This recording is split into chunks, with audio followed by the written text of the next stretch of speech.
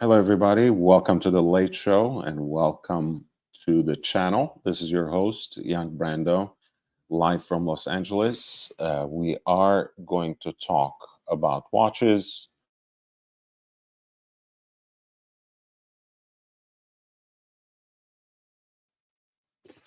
We're going to talk about actually the Sotheby's New York Important Watches auction, which I started discussing last night, but obviously I had all these beautiful people on my panel.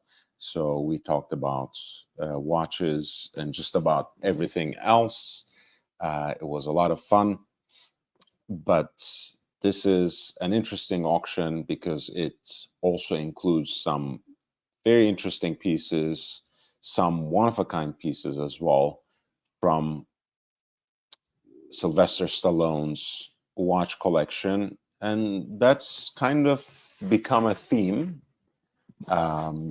recently. Especially Christie's sold a lot of watches from important collections, from personal collections of athletes, of celebrities, and other interesting people. And frankly, I mean, I think I don't really have a strong opinion in one way or another.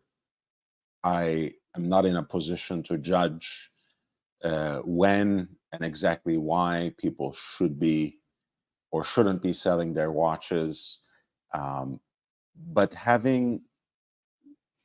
quite having been interested in Sylvester Stallone's Sly's watch collection for such a long time, it kind of rubs me off the wrong way a little bit that he keeps selling them off.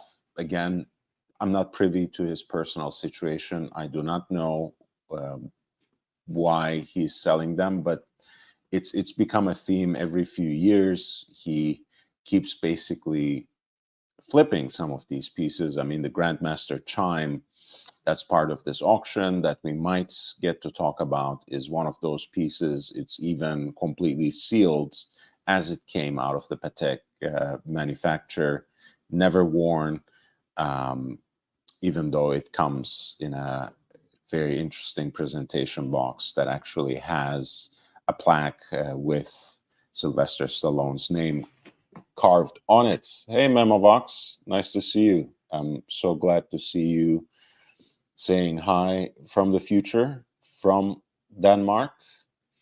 You already have your weekend. Well, so do we actually. It's Friday night after all. I'm sorry I was a little late. Patek Chris, it's nice to see you as well. And yeah, talking about Sly's collection, I did make a little reel about it earlier, with the idea that you never actually own a Patek Philippe. You just buy it to flip on public auction. Um, Obviously, that's not what everyone does. I have expressed a similar sentiment as it happens about certain kinds of Calatravas that a lot of collectors, at least collectors whom I know, buy it as part of an end game to acquire a sports watch. Your mileage may vary. Obviously, Patek has a very broad catalog, um, both going back to the past, but also presently, where you have a great deal of very complicated and interesting pieces that I take for granted. But it seems that there are certain desirable, aspirational pieces that even celebrities and people, movie stars that we expect to be on top of things and not necessarily in the watch game like that. It seems that they are buying these pieces to flip because it's not only the Grandmaster chime, but also a 2019 stainless steel Nautilus with the classic black blue gradients dial with the rib design, and also one of the gem set stainless steel pieces with that olive green dial that was a very exclusive model. In fact, it was going for unimaginable amounts at the height of the market, perhaps not quite reaching the fever pitch that the so-called 175 piece Tiffany collaboration, the Tiffany blue dial, has reached, but it had a moment, the green dial Nautilus. Anyway, so there are those three Patek pieces that Sly is selling on this auction, which we might get to. Sotheby's produced some interesting content out of it, discussions with Sly.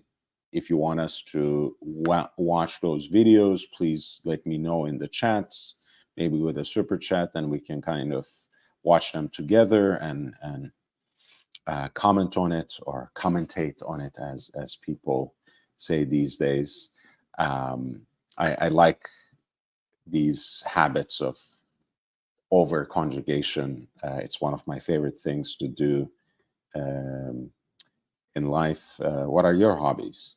But yes, pieces from Sly's collection also include a lot of interesting Rolex, AP, and Cartier watches, as well as some one-of-a-kind Panerai 2, which of course has been very much a brand that has been associated in the public imaginary with dudes like Stallone, and to a certain extent also with Arnold Schwarzenegger, because they were kind of the conduit, the popular conduit to bring that particular brand into the mainstream, even if the story itself is much more complicated, as none other than the friend of the channel, Jose Perez, Periscope, has explained on his website. All right. I was going to say without further ado, but I made a little reel today.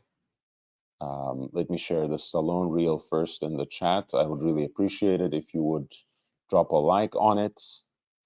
But I've shared another reel today that I was really excited about. And I was so glad that it was something that resonated with Ali as well, because we were just talking about it. But I was genuinely starting to record this before I went live last night. But then I had this idea of actually blowing up the images of the watches that these wonderful players have been wearing on their flight to London. For those of you who might not know or not care about football or soccer, the Champions League final is taking place in London at the famed, historic, legendary Wembley Stadium. And Champions League is basically the premier club competition on the continent, certainly, arguably in the world.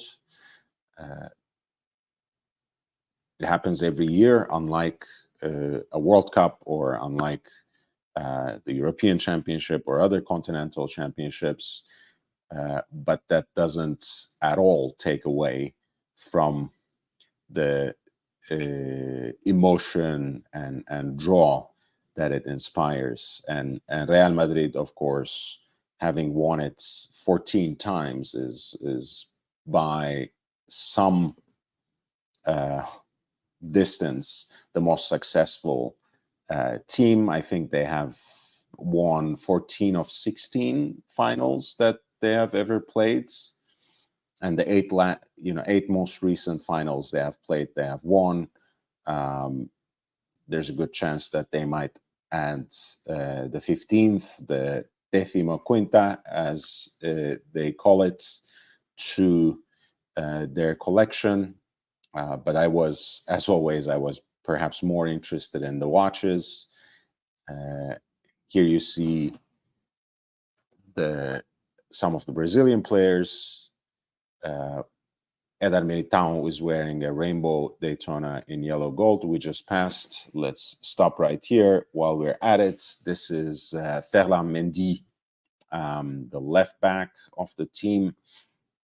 He's wearing the Royal Oak Concept tourbillon. Spider-Man, opinion has always been divided about the Royal Oak Concept line, especially since the collaboration with Marvel started coming out. It's a very limited and exclusive watch. That's all I have to say about it. I just think it looks cheap. That being said, I've never seen it in person. Some people who have seen it in person are quite impressed by these things, whether we are talking about the Black Panther or the different versions of the Spider-Man. Some others who have seen it still didn't like it, but that's quite all right. I thought it was really interesting to see it on someone's wrist publicly captured like that. Dani Carvajal, who is sitting here with the captain, Nacho Fernandez, is wearing the annual calendar Nautilus, the 5726A, in stainless steel and on a leather strap, which, again, some people, think of the Nautilus as well as the Royal Oak, since they have been designed to be worn that way as bracelet watches. So that's an important point. But I think there's this charming quality to both the Nautilus and the Royal Oak on a leather strap. I'm a little biased because I have a Royal Oak that I wear on a leather strap, and that was actually designed to be worn on the leather strap. So maybe that's just me, but I've always liked Nautiluses on leather straps too. Not liking the Nautilus very much to begin with. The annual calendar is of course Patek's kind of proprietary complication. Of course, it has been rehearsed and reiterated by many other brands, but they were the first to release that sort of slightly simplified and very utilitarian rendition on the calendar watch that kind of found itself a place between triple dates pieces that you have to potentially reset every month, but at least 5 times a year,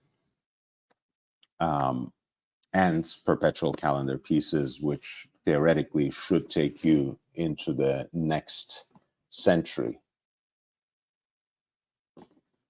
Patek Chris says, I prefer my 5726 on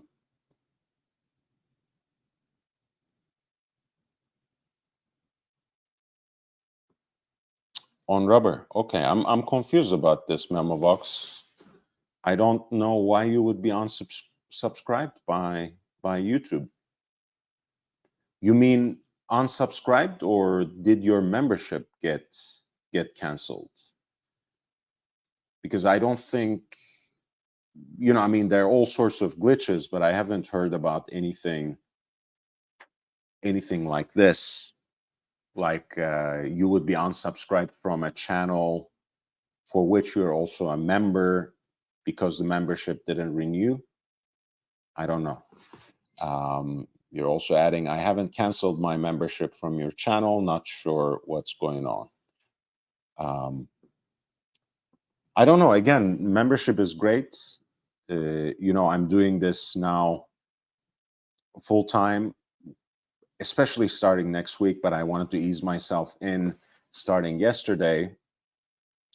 So the membership, seems like a very small contribution, might be a quite small contribution for you guys, but it's a great support for me because it's what I build on in terms of my earnings from YouTube, of course, super chats, the support on Patreon, and everything else is quite great. But yeah, Memovox, please clarify again. To participate in the live streams in some shape or form, no one needs to be a member, of course, but supporting the kind of knowledge that I share on this channel and the kind of community that we create on this channel, it's always extremely helpful, and it does give you access to an ever-growing archive of content with at least 3 more videos added on a weekly basis behind that paywall. So that's that. But please do clarify. Yeah, I mean, did you pardon me, did you see that you were unsubscribed from the channel, or is it just that your membership access went away?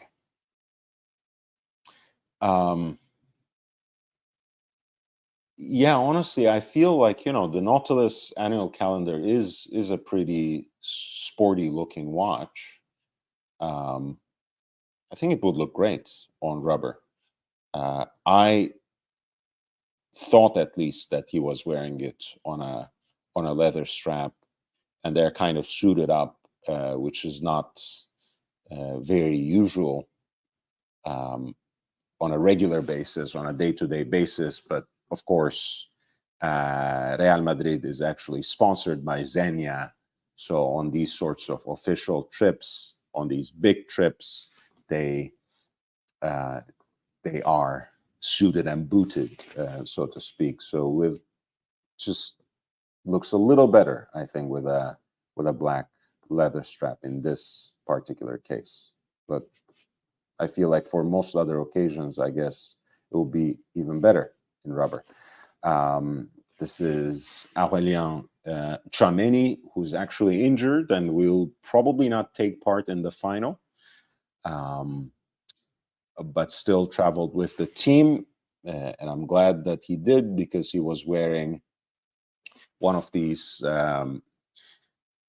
double balance wheel open worked versions of the Audemars Piguet Royal Oak. This is, I believe, the 37 millimeter reference, the 15412 BC in 18 karat white gold, and with a bezel that is set with baguette cut diamonds. I really like the aesthetic. Some might feel it's a little overblown. Some might feel it's neither fish nor fowl in a way, because the open worked aesthetic, especially the way AP has been doing it in the contemporary era, without those floral hand engravings, if you would remember from their vintage dress pieces, for example. Maybe that's a little bit of a contrast with gem setting as it's traditionally done. But I think baguette cut diamonds as index markers, first of all, they look great the way Rolex does them, for example. But I think they also look fantastic on a bezel, and on the octagonal bezel, especially interrupted as they are every so often with the distinctive hexagonal bolts of the Royal Oak's bezel. And then we have actually the Brazilians, I think. Well, and I think that's Kepa, the goalkeeper, who is now third in line, maybe second, since Lunin has been left behind with a flu. Eder Militão, who is a defender, who may or may not play in the final. I think Nacho will take his place, because he's also coming back from an injury and not quite fit. He's wearing the Rainbow Daytona in yellow gold. That's the 116598R bow with the gradiated sapphires on the bezel and brilliant diamonds for the indices. They have been quite powerful, I guess, popular among celebrity figures. So you can see it on the wrists of a lot of athletes and, movie stars, and especially movie stars who have these sorts of expensive and expensive watch collections. Vinny Jr. is wearing Richard Mille, what I think is an RM 6701. If someone has a better idea, I'm happy to correct it, but I think that's it.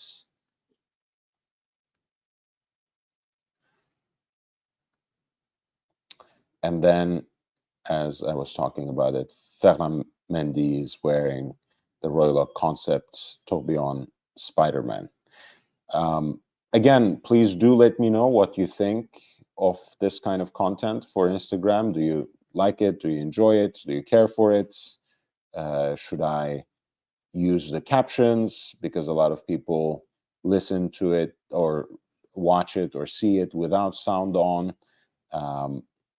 What do you think of the idea of using these stickers off the watches so they get both blown up but also remain integrated to the pictures?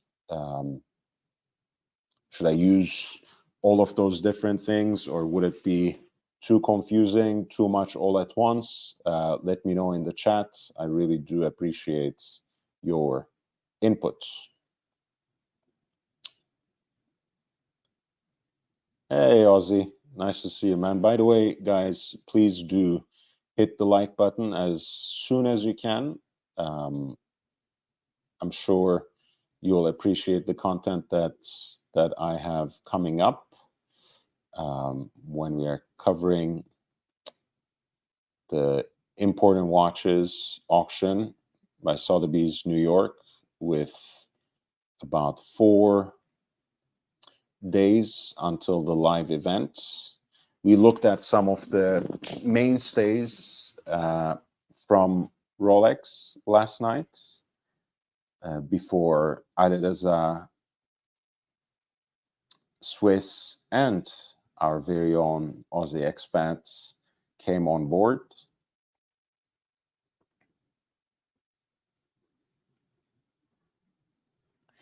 At lot 13, we have day dates, the quick sets, single quick set, so to speak, day date, reference 18038. This is the generation right before 18238, where you have the double quick set option, which means that you can correct both the day and the dates from the crown. In this case, it's just the dates that you can manipulate from the crown without having to go through all these different options. So this is a decent trade-off, although I think the sweet spot for neo-vintage day date, so to speak, classic 36 millimeter dimensions, I really think that's the 18238. But this is great as well, with a Stella style lacquered dial in a nice shade of green. These kinds of dials have, of course, become really popular, not only with the introduction of the colorful dials for the Oyster Perpetual series, but also, of course, more recently, the kind of dial colors and options that Rolex once again started to highlight for one of their iconic watches, the day dates. Sorry about the background noise. CapCuts can do the captions, I think. What is CapCuts? Instagram's video real thing, like, you know, the inside the app. I'm sorry, I'm so incompetent when talking about this kind of stuff. But while preparing the reel in Instagram, it does the captions automatically. It is your option to add them visibly on the screen. I think people who have turned on can even see the automatically generated captions at any rate.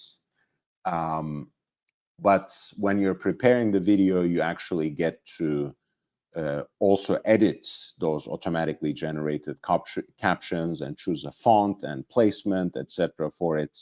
So that's important. I've done it before. Maybe I should show an example of what I did. Yeah, on this video, for example, that I did on Leonard Bernstein's Abel 1911 chronograph. So I had this, which I juxtaposed the watch as a separate slide, basically, in the reel, rather than using it in a blown up, you know, sticker version somewhere else in the still photograph that I talk over. So I don't know. I don't know if these captions are helpful. I don't know if it grabs some extra attention, but you guys let me know. At least let me know what you think. Ozzy was thanking Patek Chris for his insightful comments last night. I share the sentiment. Thank you, Patek Chris. Patek Chris says, I enjoyed the banter, always good here, never drama. Well, never say never, but I don't willingly participate in drama. That's for sure. It's not in my temperament. It's not something I do well either, to be brutally honest. And it's not something I care for. It depresses me sometimes how low people can get just out of sheer desperation for clicks or some extra dollar or cent here or there. I mean, the levels people stoop down for that kind of thing. I think it was also demonstrated very recently by some other watch YouTuber in the wake of a personal tragedy that Archie Luxury faced. And, you know, on that note, I mean, my thoughts have been with him ever since I heard the news. If you haven't heard, Archie Luxury's son passed away just a few days ago now, and he was very young, I believe 28 years old. Anyway, may he rest in peace. May Anthony rest in peace. But yeah, I don't like antagonizing people for no reason. You know, I love, honestly, I love the spirit of debate. I love banter. I love having substantive discussions on things that we might even disagree about. But some of the people are just really nasty, vicious, and foul, as Archie used to say. So that's my contribution to all the drama that some people seem to peddle on this particular medium.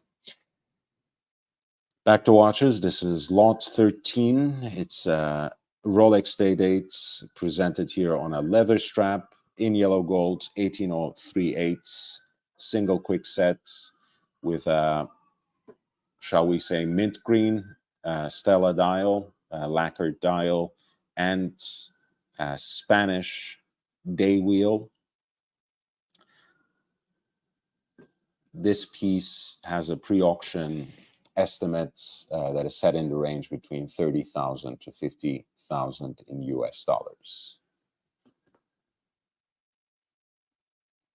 My friend Mikey, how are you doing, man? Captain, welcome, welcome.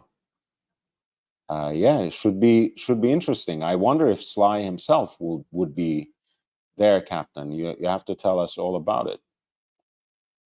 Speaking of interesting examples of the day dates, this is a classic four-digit reference in white gold, clearly made for a lefty, as you can see from the placement of the crown. Unlike the Destro or the Sprite GMT Master that has, over the last few years, become part of Rolex's lineup. This is how Rolex used to do quote unquote LHD or Destro watches. Date remains at 3 o'clock. It's the crown that is placed at 9 o'clock to be wound with the left hand, so to speak, and to be, of course, potentially worn on the right hand, even though that's not always something to do with whether whatever people have as their dominant hand. Of course, as with many vintage or classic examples of white gold, this particular piece too has been imbued with a champagne-like hue. Some might simply say yellowed out. I think it is quite charming, and it is a great complement to the blue dial as well. I always think that the diamond indices are a great touch for white gold day dates, and those kinds of dials were, in a way, I don't want to say necessarily common, but more prominent among white gold prezzies, so to speak, white gold day dates. Precisely, I think, due to what we were talking about a little bit last night about, um, wanting to have some extra oomph or distinction on these kinds of watches. And I'm a Rolex fanboy to a certain extent myself, and we all have at least one Rolex fanboy in our lives. We know the kind of person who is, on average, drawn to Rolex.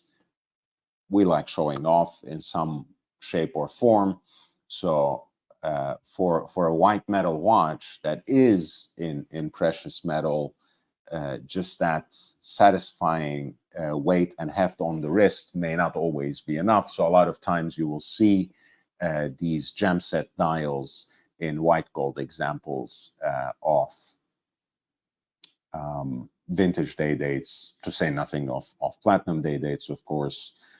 Those always have something distinctive going on with them. And obviously, pre 2022, they had the so-called smooth bezel as opposed to the distinctive fluted decoration that a lot of Rolex dress watches are endowed with. Very interesting piece indeed. This is lot 16 for a white gold reference 1803. Left-handed Rolex day date with a gem set blue dial.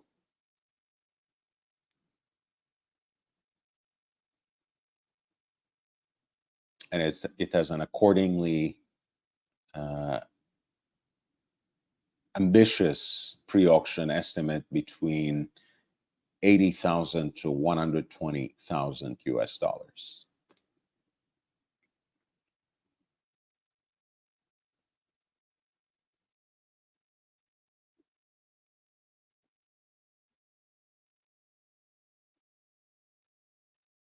Lot 19, this is another thing that we talked about, how people are enamored by double stamped watches, by co-signed watches. as we also say, pardon me, especially, of course, among all those hallowed brands and retailers that have sold Rolex, Patek, and other luxury watches in the past. Tiffany and Company, of course, holds the pride of place, and a lot of Rolex watches that carry this stamp also carry a hefty premium that goes alongside it.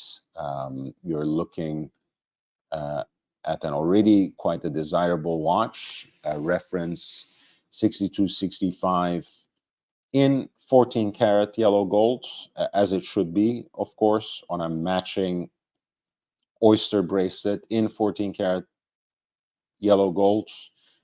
Due to tariff issues, the 14 karat gold was usually reserved for the American market in those years.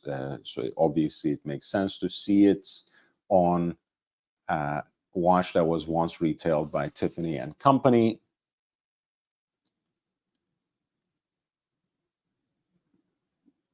Screw-down pushers with a matching gold bezel, beautiful champagne dial, and black chronograph registers.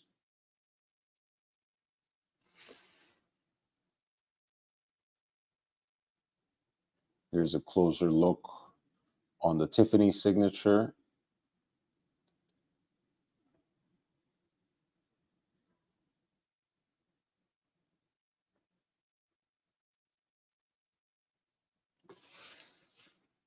Of course, 6265 is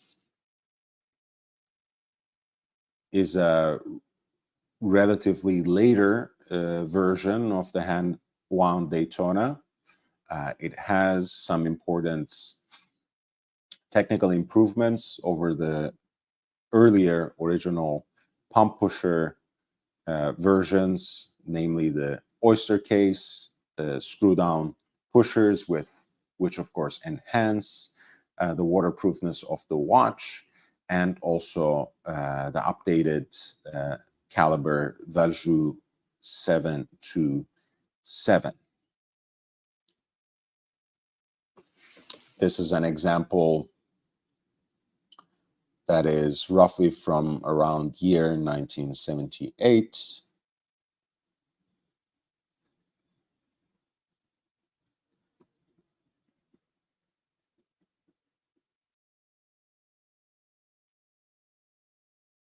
And it is quite a stunning watch indeed.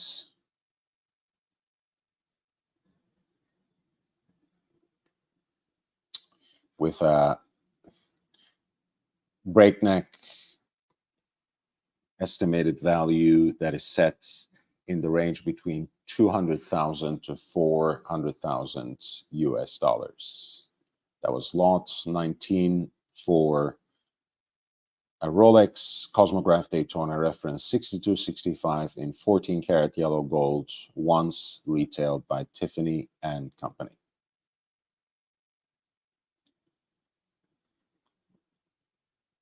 Yes, we'll see indeed if Sly attends this auction, since there are some of his watches that are being sold. At lot 23, we have one of my favorites, underrated models by Alan Gonzune, everyone's favorite watchmaker from the German town of Glashütte.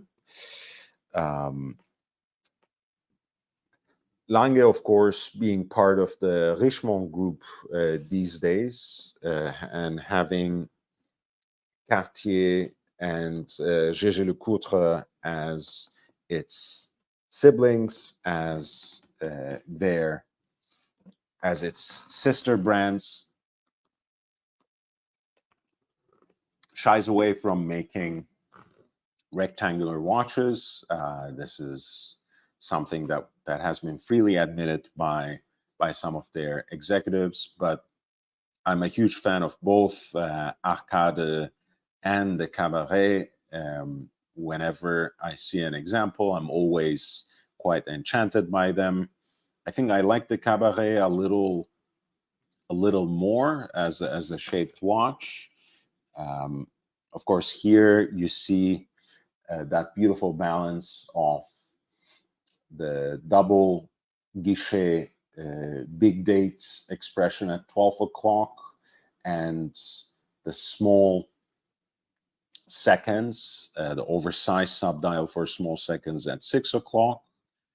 Um, the oversized date, of course, has become part of Lange's visual signature, even though, of course, it's not exclusive to them. And it was given to them, actually, by Gégé Lecoutre, even before they had joined forces under the Richemont umbrella.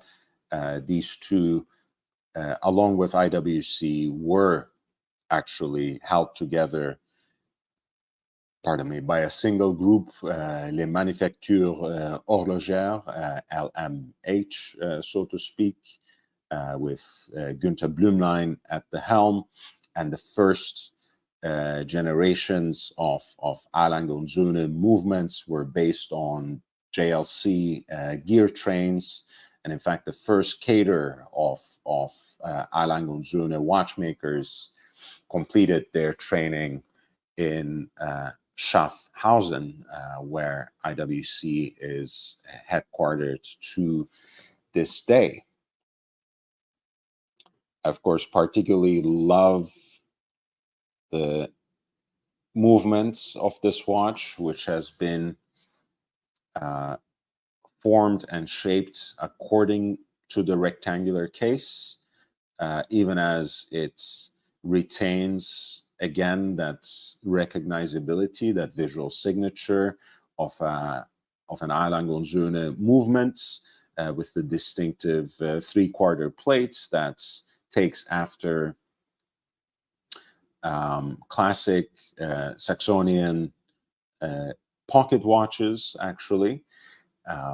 The bridge plate is fashioned out of German silver, which is an alloy of nickel, copper, and zinc.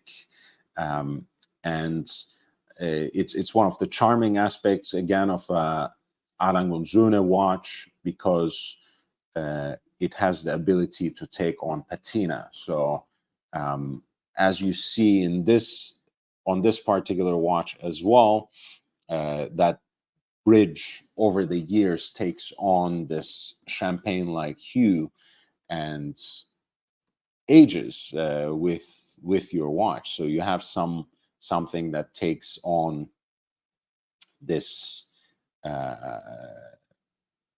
weight and trace or yeah, just the meaning of years and years that it spends on your wrist and the way it passes through time. And I think that's a beautiful thing. Of course, you have the rubies that are set in gold chaton.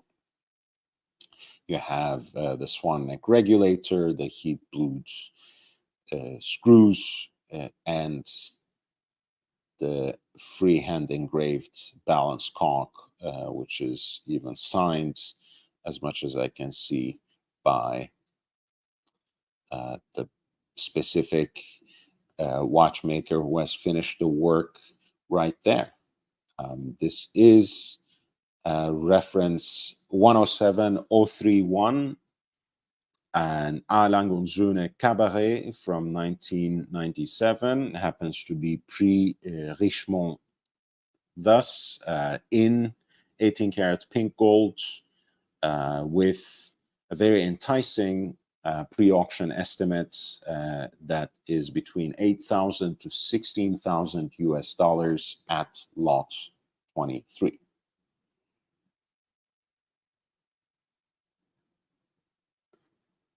Dr. Bob's Nightmare says a Langer sauna.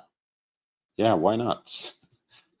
That's frankly, that's a better pronunciation than what most people reproduced. So I like it. I like it. And Memovox says that Lange is 1920s Berliner Weimar Culture 101. Yeah, well, I mean, hence the name, right? Cabaret. Um, Weimar these days has gotten a bad rep among many, but it is certainly politically and culturally a very, very interesting era.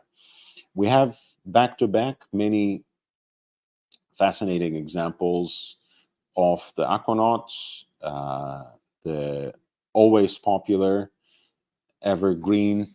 Well, always popular is actually not a great way to approach the Aquanauts, because Aquanauts has actually been one of the slow burners, has for many years, even for the first 2 decades, you might say, of its existence, it has in a way languished in the shadow of its big brother Nautilus, which itself was not really all that popular before 2016, 2017, before Patek was mainstreamed as a brand in some way. But I think the Aquanaut is quite charming as a luxury rendition of a field watch, which they have come out um, in its recognizable aesthetic in 1997, even though it has a predecessor in 1996 as well.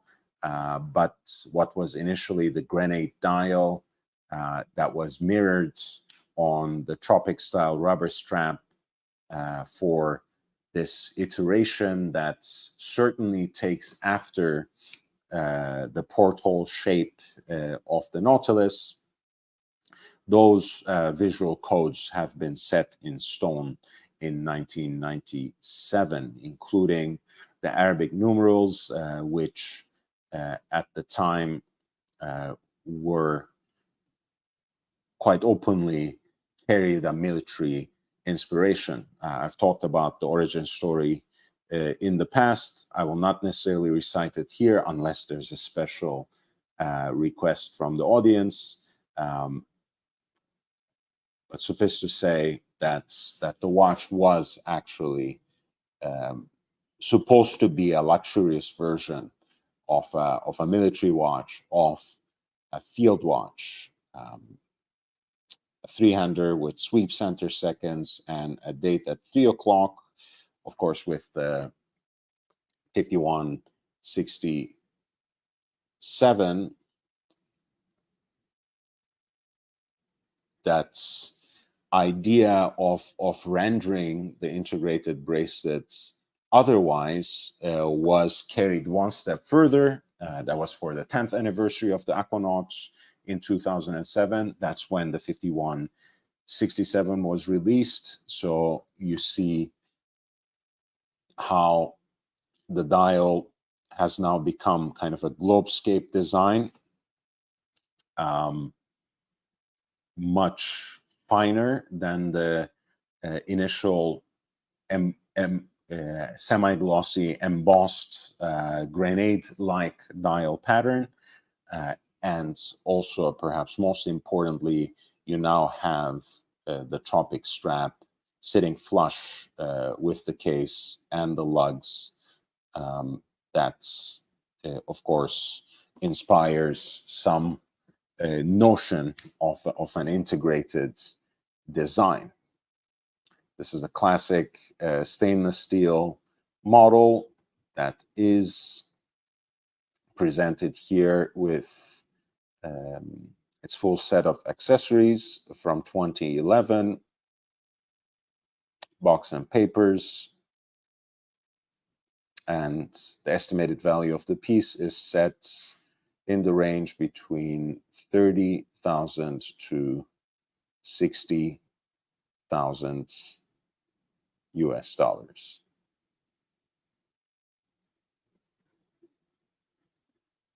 That was lot 30.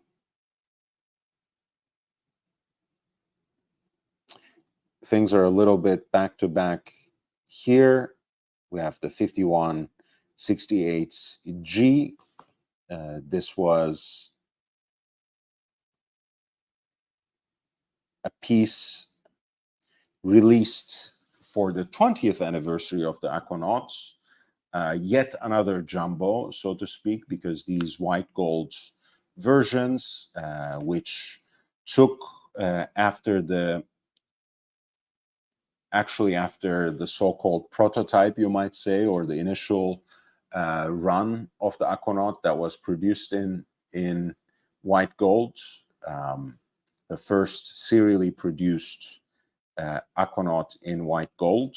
That was the 5168G, blue, with that blue gradient dial, which is aesthetically matched with tropic style navy rubber strap. I've talked previously about also that rare example of the Aquanaut on my Instagram. So if you want to rummage through my feed there, feel free. And if you don't yet follow me, please hit the link and add me on Instagram, Patek Chris. I really appreciate you. Thank you so much for $8.99 New Zealand dollars. Thank you so much.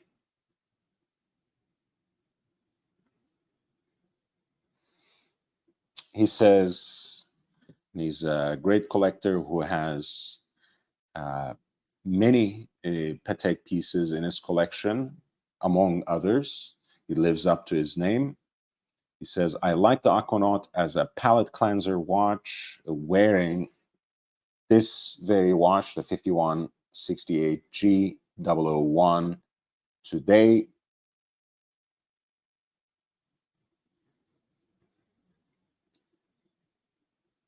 Thank you, Patek Chris.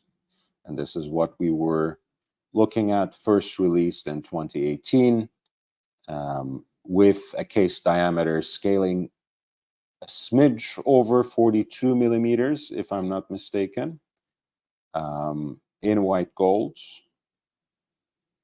powered by the caliber 324.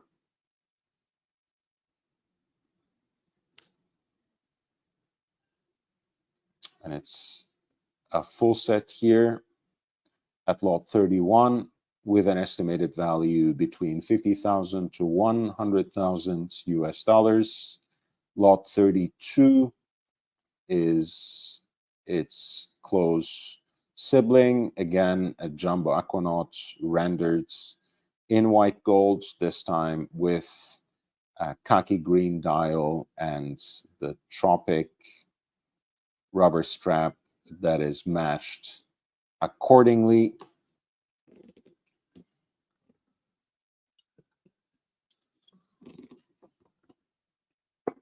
The green dial version was actually released 2 years after the blue in 2019.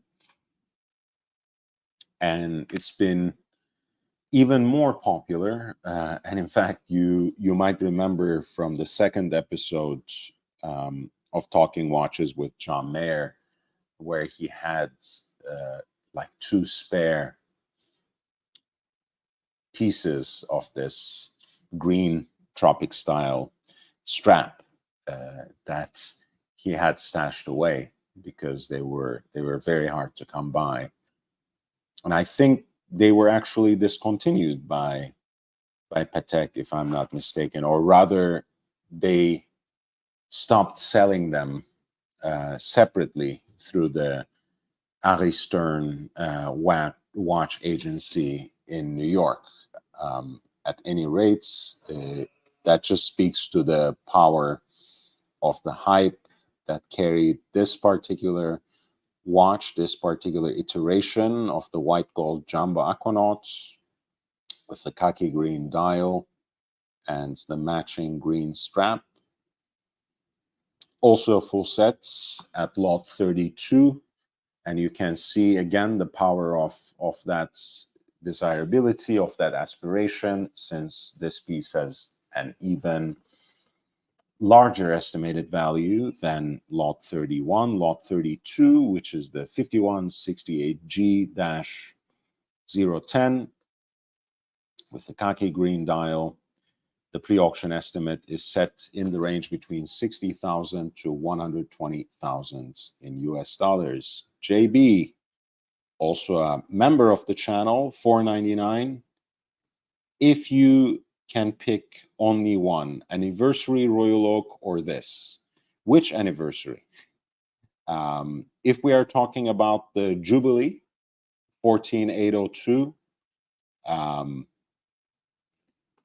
every day. You know, I like any version of the 15202 as well, but especially the 40th anniversary version of it too, which you know, rehearses the aesthetics of the original Jumbo. The 16202, I still haven't warmed up to it, whether it's the 50th anniversary rotor or not, but the fact that it has the new movements, which of course still brings in some technical developments and a very interesting architecture, admittedly. But I'm still somehow emotionally tied to the original JLC movements, which AP used as caliber 2121. So for me, an example of the 14802 or 15202 over any version of the Aquanauts. But then again, that's just me.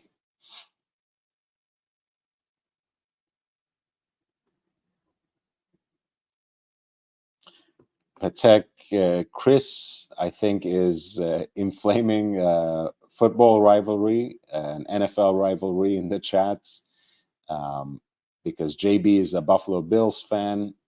He says, if you didn't know, JB, Captain is a Jets fan.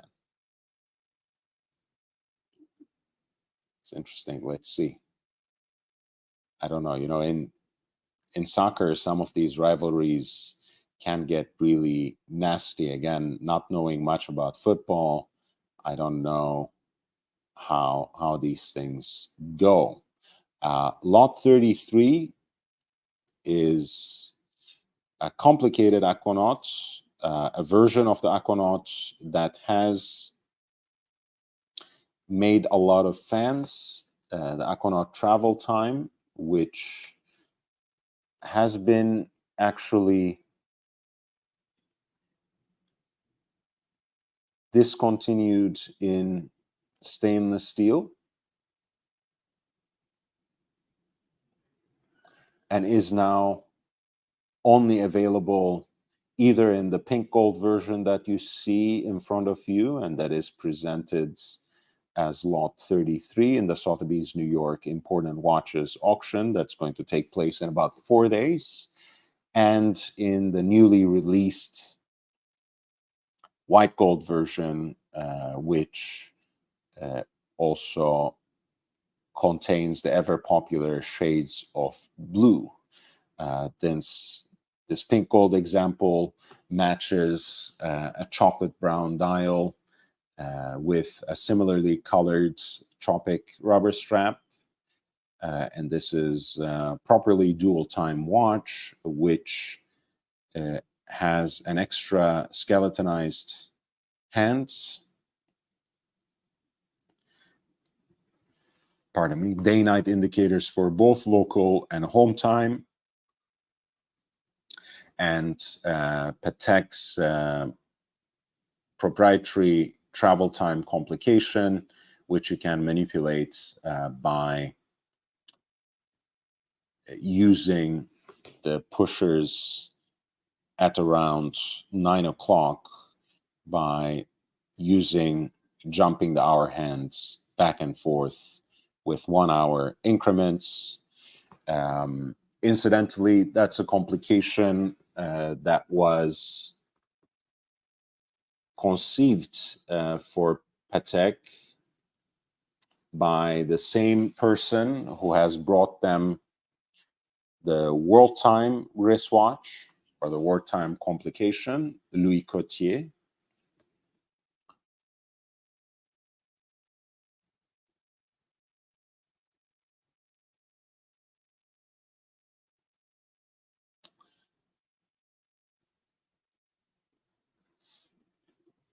That was the Calatrava 2597, which was introduced, if memory serves, in the 50s.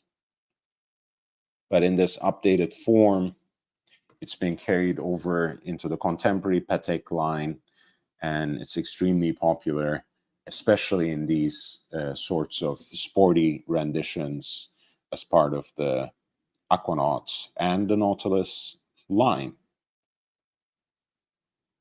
This is the 5164R, which combines a pink gold case with shades of chocolate brown.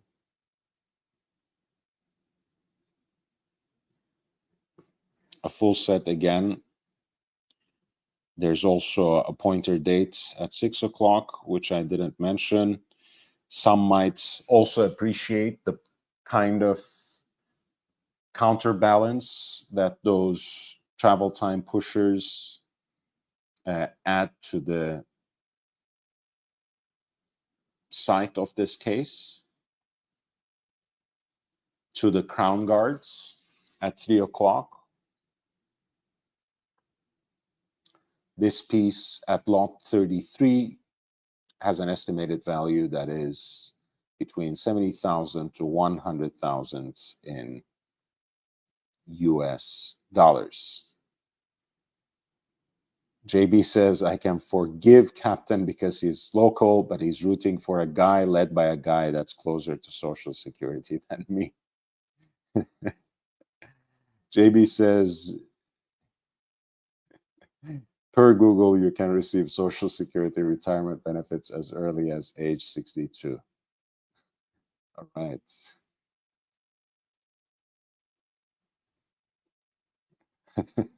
I like this. I like this kind of banter. Again, not that I understand or know anything about NFL, but it's always exciting. At lot 40, we have an interesting piece, Cartier signed Reverso from 1940.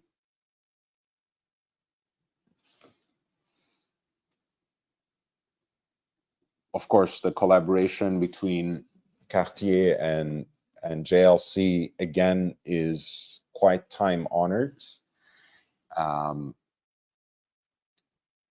They have supplied over the years many great movements for Cartier pieces under the moniker of European Watch Company.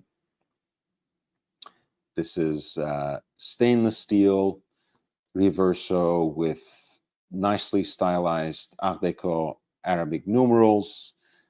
Stainless steel, but certainly with gold accents, both on the dial, including the numerals and the railroad track for the minutes, as well as the crown.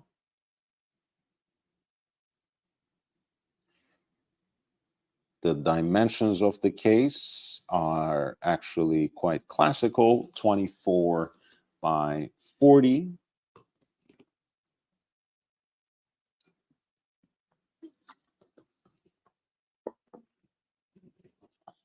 Quite an interesting piece for the right collector.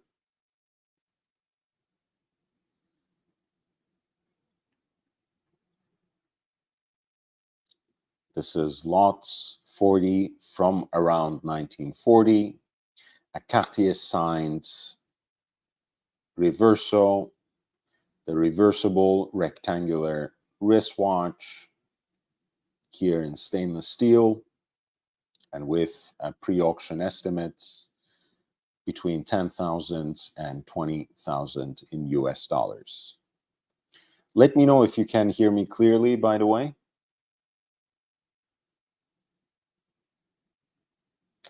I'd like to know. Cartier is still all the rage, as you can see. Here is an early example of the tonneau, the barrel-shaped piece, the barrel-shaped design in platinum, right out of the Roaring 20s.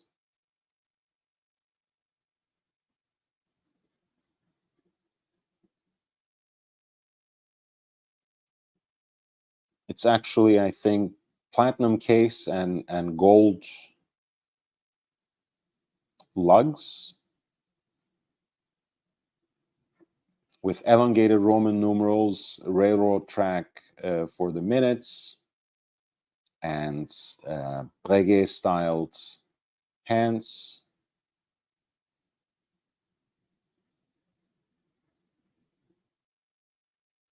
Very interestingly shaped crystal that mimics the curvatures of the case design. The case back is also in yellow gold, as you can see. And apparently it was a gift by Al Jolson to Dr. Leo Winter. I cannot claim to know who they are, so I will refer to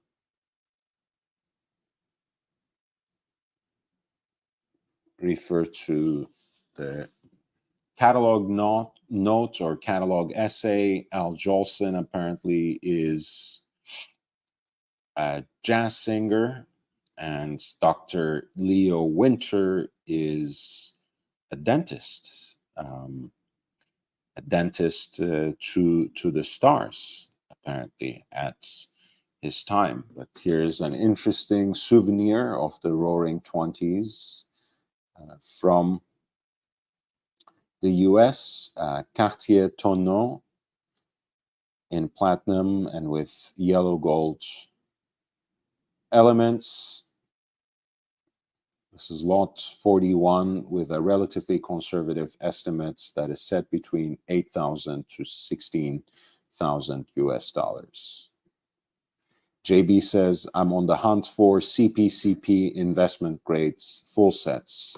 Yeah, I think there are still very interesting pieces that don't necessarily cost an arm and a leg from the Cartier CPCP, Collection Privée Cartier Paris. You know, that's kind of golden era, you might say, of watches that were made by Cartier for a decade between 1998 to 2008, kind of bringing together their legacy of iconic designs with high horology, whether it was devised quote unquote in-house or brought from some of the rising names in independent watchmaking, names that we will very much recognize today, like François Pourjon, like Denis Flageolet, and others.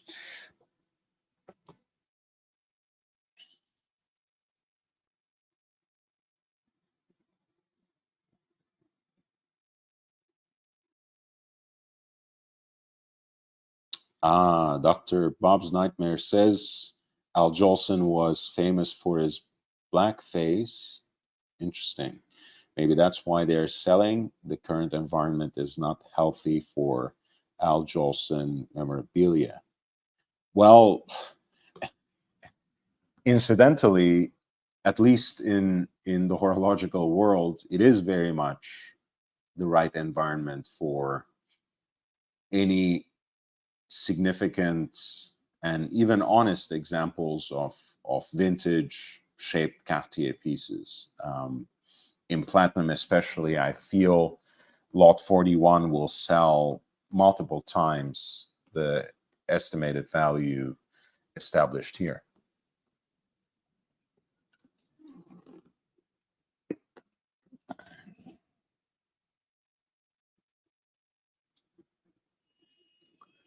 At 44, after having seen that 40s Cartier signs reverso, we have something much more modern, even though it takes inspiration from historic reversos with those fancy lacquered dials. This is actually one of the Kantai pieces that was a tribute to 1931, the year of conception for the reverso design as a watch. It's the Rouge, which was a limited version in stainless steel, and a green lacquered dial.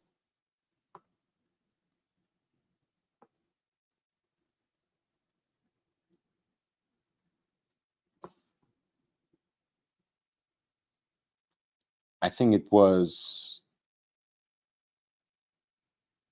quite limited in number. It wasn't a numbered version per se, but it was available for a very short period of time.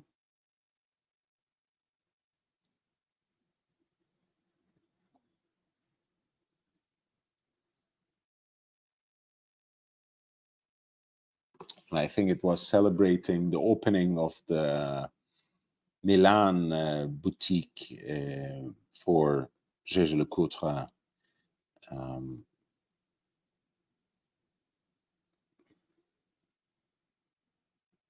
And I think it was available for a few years, and perhaps not exclusively through that boutique, since this particular example was actually bought from the Jaeger-LeCoultre boutique in Beverly Hills from its previous location on Brighton Way. The JLC boutique is now in a more prominent location right on Rodeo Drive, as it happens. This is lot 44 for the Reverso Tribute to 1931 with the red lacquered dial, a special edition in stainless steel, with an estimated value between 10,000 to 20,000 in US dollars.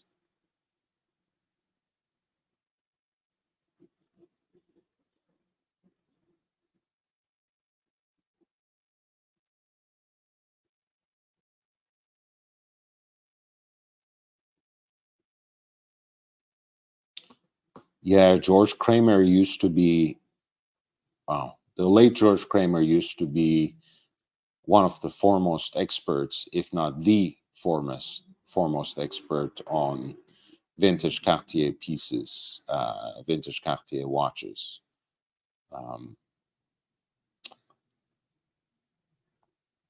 Yeah, an absolute gem of a man.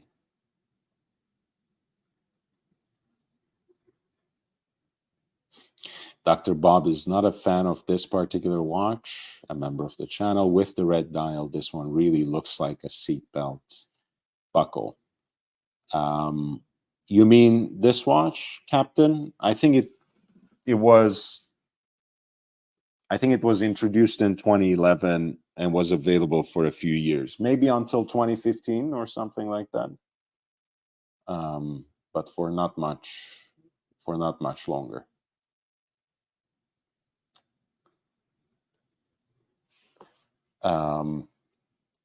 There's also a London edition, which has a green lacquered dial, and I believe that was a numbered piece. Yeah, apparently 26 pieces. There we go. This is one of my favorites.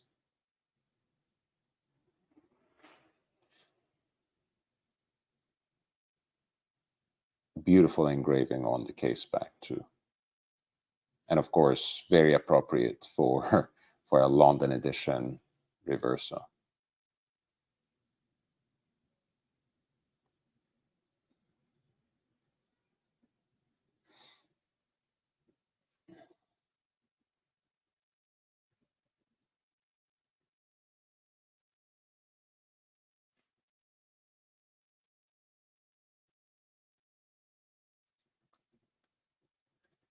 Now, at lot 47, we actually have a piece that is part of the Sliced Alone collection.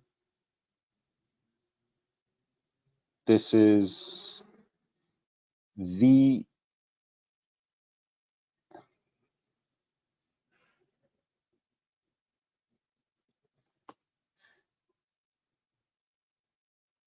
the bronzo that he wore for Expendables 2.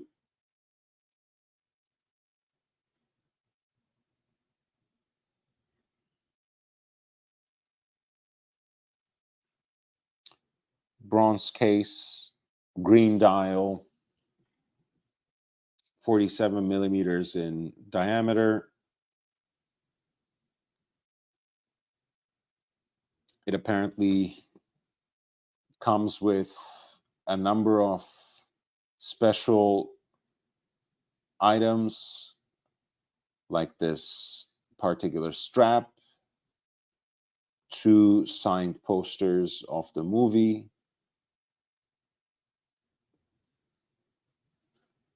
and you guys know the watch was featured rather prominently.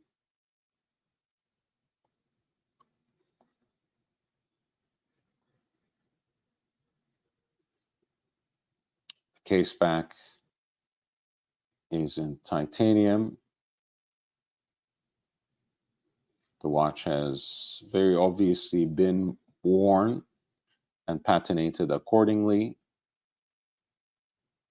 Here it is on that strap.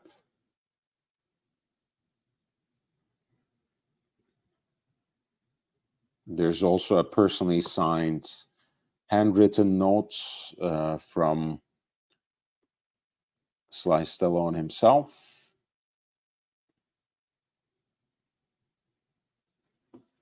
This particular example of the PAM 382, the Bronzo, is actually number 0000 out of 1000. And it was worn on the screen for the Expendables 2, the sequel by Sly. This is lot 47.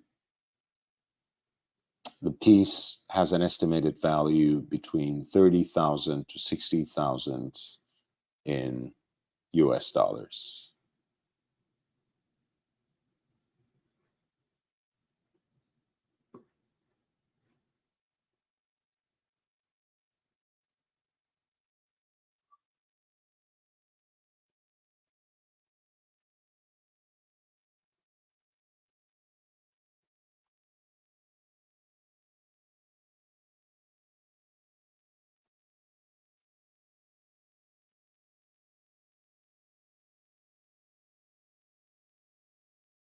Again, there are some pieces that belong to this collection that I might skip over. As always, I'm sending the link to the chat.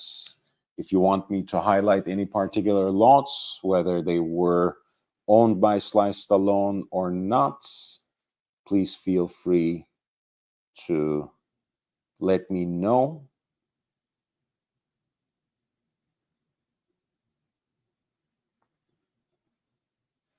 Lot 50 is watch number 1 of the Slytech Chrono. This is the PAM 202 Luminor submersible 1950.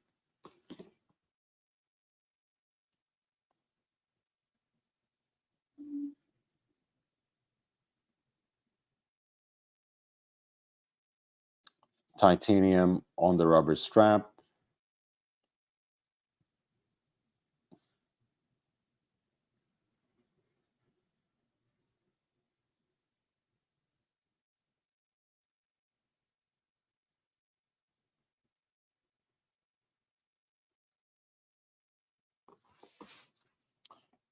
This one is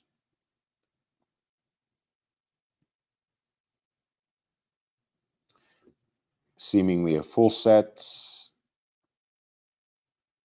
including the presentation box with outer packaging, undated limited warranty certificate, the chronometer certificate by COSC, parchment scroll confirming the limited edition, specifications parchment scroll, an additional strap, and all sorts of booklets and literature, as well as a personally signed handwritten note from Sly.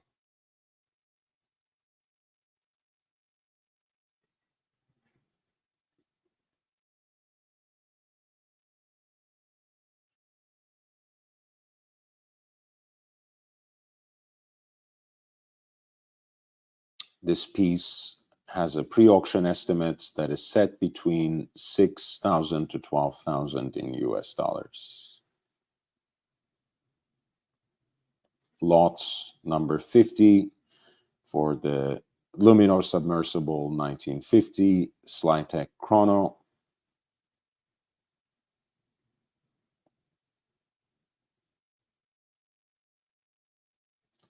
Lot 51 is an example of the Rolex day dates in pink gold with the olive green dial,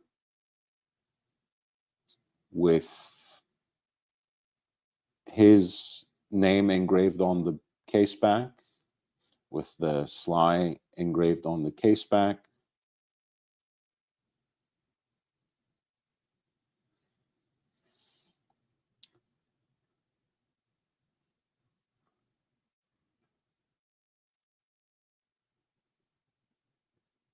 I think um,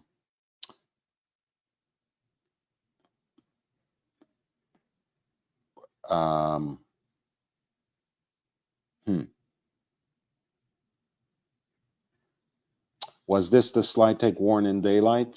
The lot we were looking at before? I think Jose Perez has a very interesting story on that, and I don't remember all the details right now off the top of my head. Whether this was actually worn in daylight or not, I don't know. I do know that the collaboration that Sly Stallone had with Panerai coincided with that project and with the filming of Daylight as well. But everything else, I can't quite remember on my, off the top of my mind. So I will have to apologize for that. We're looking at lot 51, which actually is the 60th anniversary version of the day dates in pink gold with the olive green dial, the reference 2283. Oh, wait a second.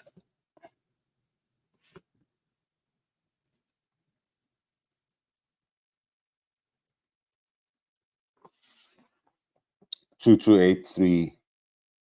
Sorry, 228235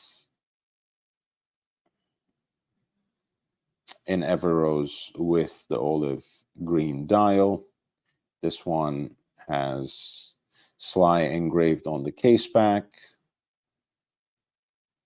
and it does come with a Rolex presentation box, outer packaging, as well as apparently, once again, a handwritten and signed note by Sly Stallone himself, Lot 51 for the 60th anniversary Rolex day dates in pink gold on a matching president bracelet and with the olive green dial, and an estimated value between 25,000 to 50,000 US dollars. Aussie, I hope I didn't make you wait for too long. No, not at all. How you doing? Good to see some of Sly's pieces on here. Yeah. Yeah, I had focused on the Pateks before, and I knew about the Panerai as well as the Royal Oak Tourbillon, but I didn't realize there were so many more. Like this day date, for example, I hadn't noticed before. Yeah, it's interesting. The ones with movie tie-in obviously going to be very very collectible. Daylight was a good movie, if I remember correctly, although not quite living up to Cliffhanger. Cliffhanger is actually that was a good movie. I still remember having watched that in theater. I watched the intro for that recently. Very Hmm. iconic intro, famously spoofed in. I want to say it was like a movie like Hot Shots or something, but I'm not clear. It may have even been just like an Academy Awards, snippet or something like that. There's definitely, like, I remember it was like, it was pretty spot on. Oh, is something wrong? Is it too, am I too soft? Yeah, in a way. It might be too soft, although I don't really know how. JB says it's picking up from laptop, but that might be just maybe you are not connected to the Testing? microphone. Yeah, this is much better. Okay, okay. All right. It was very weird. Like it's saying like communication, like new Windows thing. Okay, thank you for the heads up. Yeah. So Daylight was a lot of fun. Cliffhanger um, was, it was almost like a phenomenon. This whole idea of the disaster movie, and That's right. I mean, overall, people wanted more, but it's not really a great formula. The disaster movie because there's isn't necessarily antagonist. There's people who get in the way. Is as best as you get in a disaster movie. Well, I mean, look, there have been worse. I mean, Waterworld, I guess you can count as a disaster movie. That was one of the biggest flops in cinematic history, if I'm not Mm. mistaken. Um, I I watched one of the biggest flops in cinematic history just yesterday, Terminator Genesis, and it like on the Wikipedia page it makes quick note that it's like one of the biggest box office bombs in history.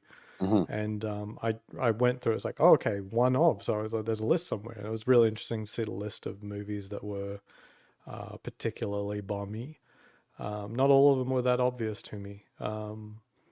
One that surprised me, but I guess it shouldn't, is Tenet. So Oh that yeah, that was that yeah. that made it to one of the biggest bombs of all time. Um, I really didn't like it. yeah, the one that I knew at the time it was referenced, and it solidly confused me at the time, and it's still, it's on the internet now, meaning it's not just rumors. And that was the 13th Warrior. I think that was Oh Banderas.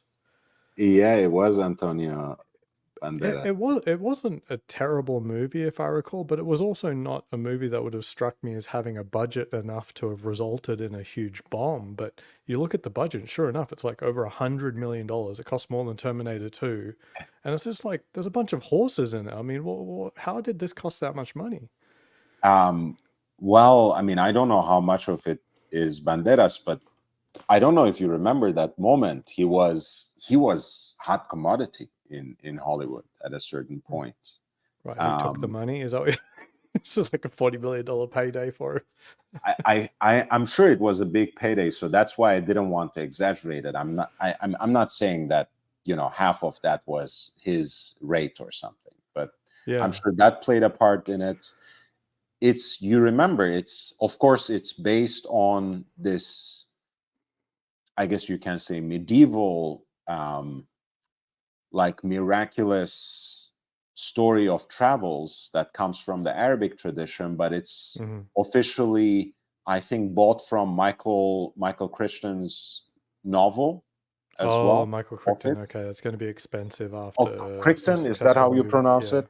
So I I don't he know. was Yeah. he was also incredibly hot, of course, due to Yeah, he Jurassic was. Park. So between Banderas and McTiernan Crichton, as whatever his well. name is, I think they must have spent a lot of money.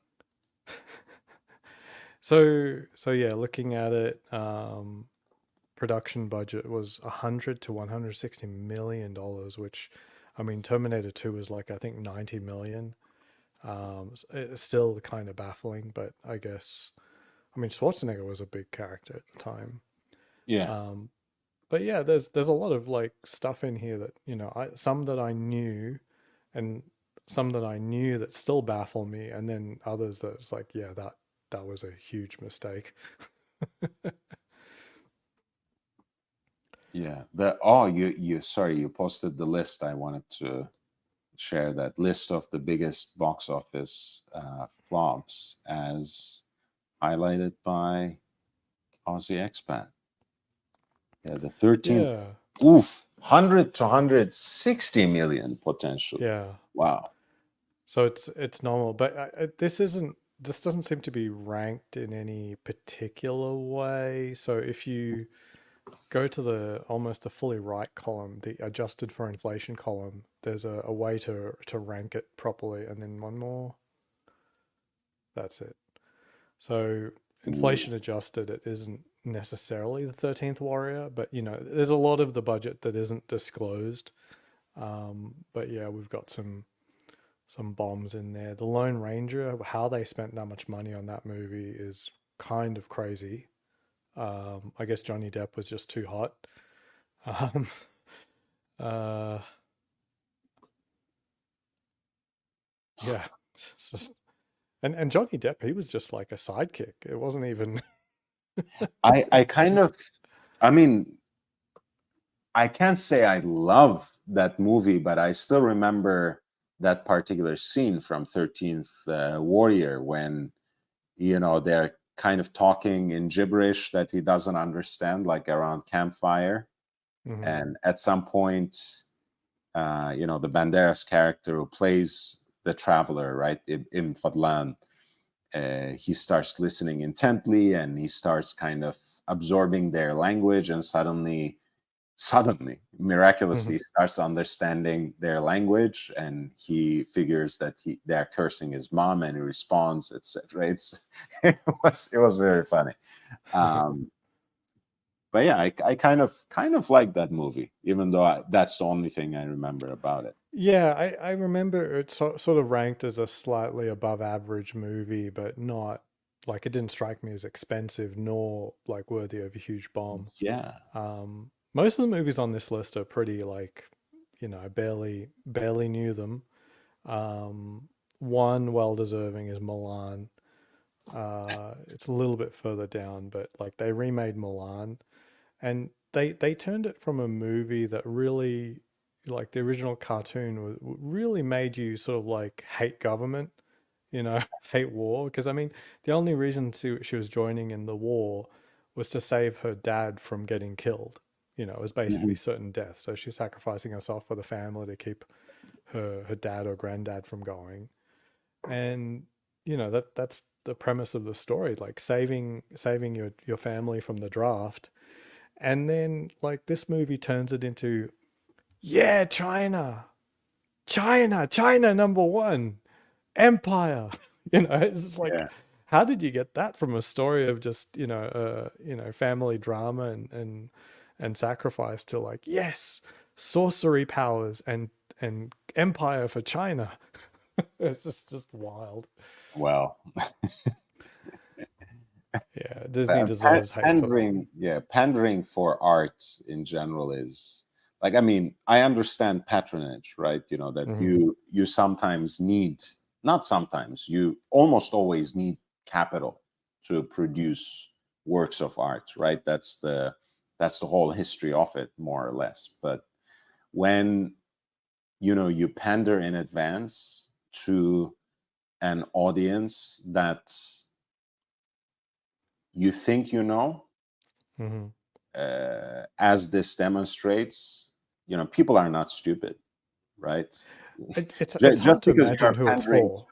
I mean, just because you're pandering to some notion of China doesn't mean Chinese people will flock to the movie and watch it. People don't like to be pandered, lectured at, etc. It's not surprising to me. And also, I mean, I hate Disney anyways. I never Yeah, hid this, but I also especially think they have a pretty bad record of making live action versions of their cartoons more for recently sure. as well. So Yeah, that's a good I'm example of sad to not see Pinocchio here with Tom Hanks as the American accented Geppetto. Completely bonkers. Like I love Tom Hanks. It's just I'm sorry, you can't cast him as Geppetto and he maintains an American accent while he's an old man in an Italian sea town. Like what the hell is going on? Where did you come from, guy? that. Um, Yeah, Final Fantasy Spirits Within. I think that movie got a little bit more hate than it needed. Deepwater Horizon surprises me. This is probably the best movie on this list, in my Cats, opinion. cats surprises me. Like how can you Spend that make a much money. well, also, but also how can you make a financial flop about something about cats? That's I mean, the whole Yeah, internet runs on cat videos, basically. yeah. Deepwater Horizon is an incredibly good movie. I made a short list not too long ago because we have an au pair and sharing American culture. Part of that is like I have a short list of particularly American movies, Mhm, and I think Deepwater Horizon is one of them, and it's mostly along the theme of like um, spirit and American exceptionalism, as in mhm. you know the everyday hero is a very American thing, and Deepwater Horizon's actually a great movie with Marky Mark, my nemesis. Yeah, the guy gets all the allocations that you should be Yeah, rightfully getting, right? exactly. Wow. This is quite the list, and like you said, and I guess that's part of the whole flop aspect. I don't even know what most of these movies are. Like I Yeah. even as a name, it doesn't register for me. Yep. So many of them. Like I think one Like on there I was had I had no idea that there was a remake they of Ben they Hur. remade it. Like I've come across that in the secondhand store multiple. It's like, oh yes, oh fuck. Why do I want a remake? I had The no clue. Suicide Squad is an odd one. It kind of deserves it because so this one is the Suicide Squad as opposed to I think Suicide Squad. Wait, there So this is too? actually a complete reboot of a movie that was made like 3 years prior, and including sharing some cast members. So Oh it's wow. confusing how this even exists. It's actually not a bad movie. It's very Guardians of the Galaxy. Not surprising Mhm, because it's directed by James Gunn. Um, mhm. I actually enjoyed the movie. It was kind of fun, but like, how could anyone possibly know that this was not the other movie from 20 like 16 apparently, from just 5 years. 2016 And the called funny, Suicide Squad. The only difference is the you know how also, I mean, it's beautiful how Wikipedia talks about it. It's I've never heard this term before either. Standalone sequel. right. Okay. What's standalone sequel to Suicide Squad of 2016? Yeah. But it's just so bonkers that like why would you name it exactly the same? It's a sequel, but the first one bombed. Like just how about you just don't touch the property? I mean, this is just so dangerous, you know what I mean? It's so dangerous. Like the first movie basically burned that property. Why go back in? This is not like they had a good idea with Margot Robbie and making her movie like separate. It was like Birds of some, what was her movie called? Birds of Prey, and like the Fantabulous Emancipation of One Harley Quinn. Yeah, go with a spin-off. Don't name it exactly the same and make it impossible for someone to really understand what the hell they're watching. Yeah, I haven't watched that actually, so Yeah. I don't know. I mean, just think about it, SEO wise. If someone even wanted to go watch it, like, and they pull up Suicide Squad, oh, it's on Hulu. It's like, okay. It's like while it was at theaters, they're pulling it up. It's like, oh, it's already on streaming. Here, look. What do you think about Space Jam, the new legacy? I never watched the original, but I hear You this didn't? one is no. It was Oh, huge at the time, but my family didn't take me to the cinema, and so I okay. never saw it. Um, Yeah, I never went to the cinema. There was like a family friend who did take us to the cinema for Little Mermaid. That was the first movie I saw. Mm. But then it was probably another 10 years before I went to the cinema again. Yeah, it's just I mean, Jordan was so big when I was Yeah. growing up that like it was a cultural event. You had to somehow see it. That's all.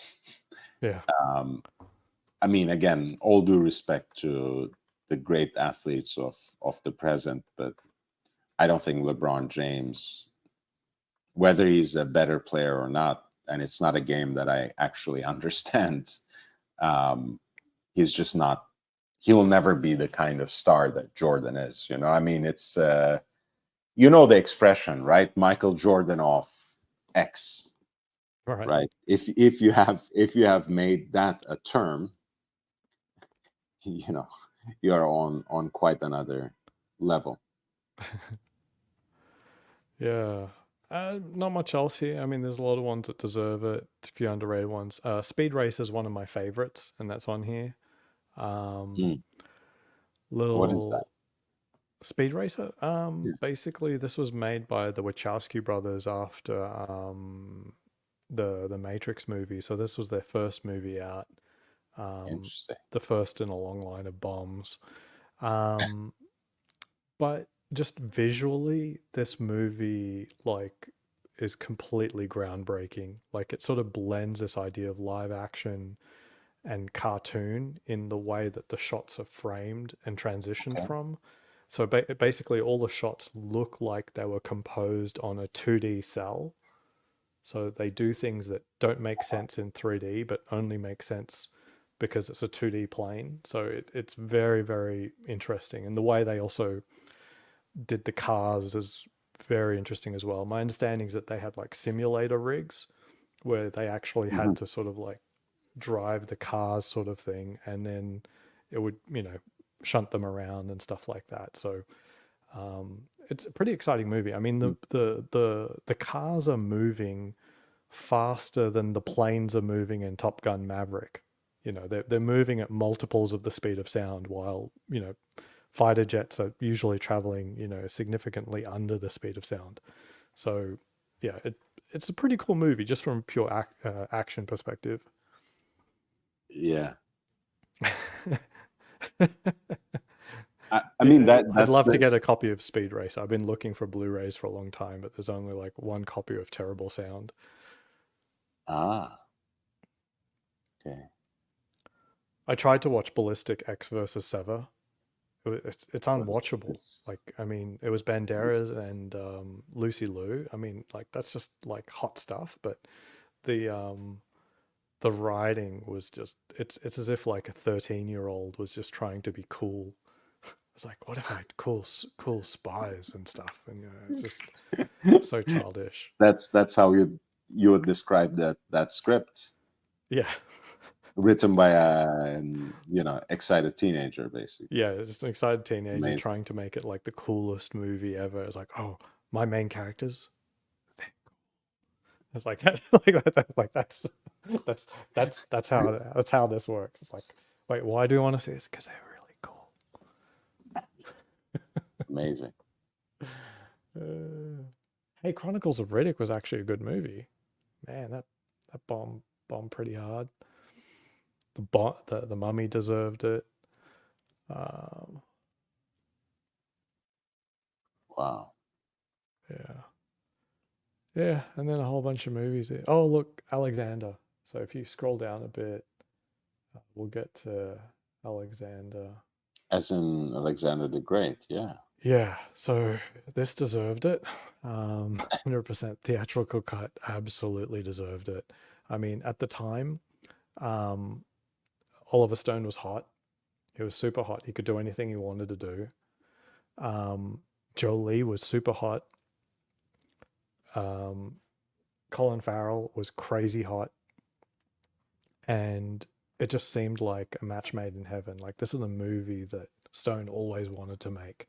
You know, arguably the greatest person of all time. You Yeah. know, I mean, you know, if a greatest person is going to be a military leader, it's got to be Alexander. And it was a horrifying mess. It was confusing and weirdly, you know, homosexual and so on and so forth. Like, I'm not saying that's inaccurate. It's just at the time and the fact that the movie was near unwatchable, it just didn't make any sense. He did finally get to do a director's cut. It was horrible, Even worse? unwatchable, and just Okay. longer. Okay. Amazing. And then I think 15 years later, he got to do an ultimate cut. And now the movie got twice as long as the longest cut, probably.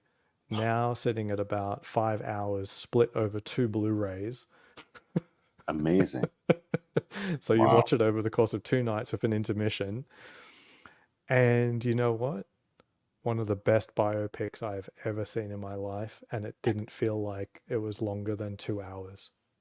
It was absolutely amazing. Completely rescued Really? this movie. It is easily now one of my favorite movies of all time.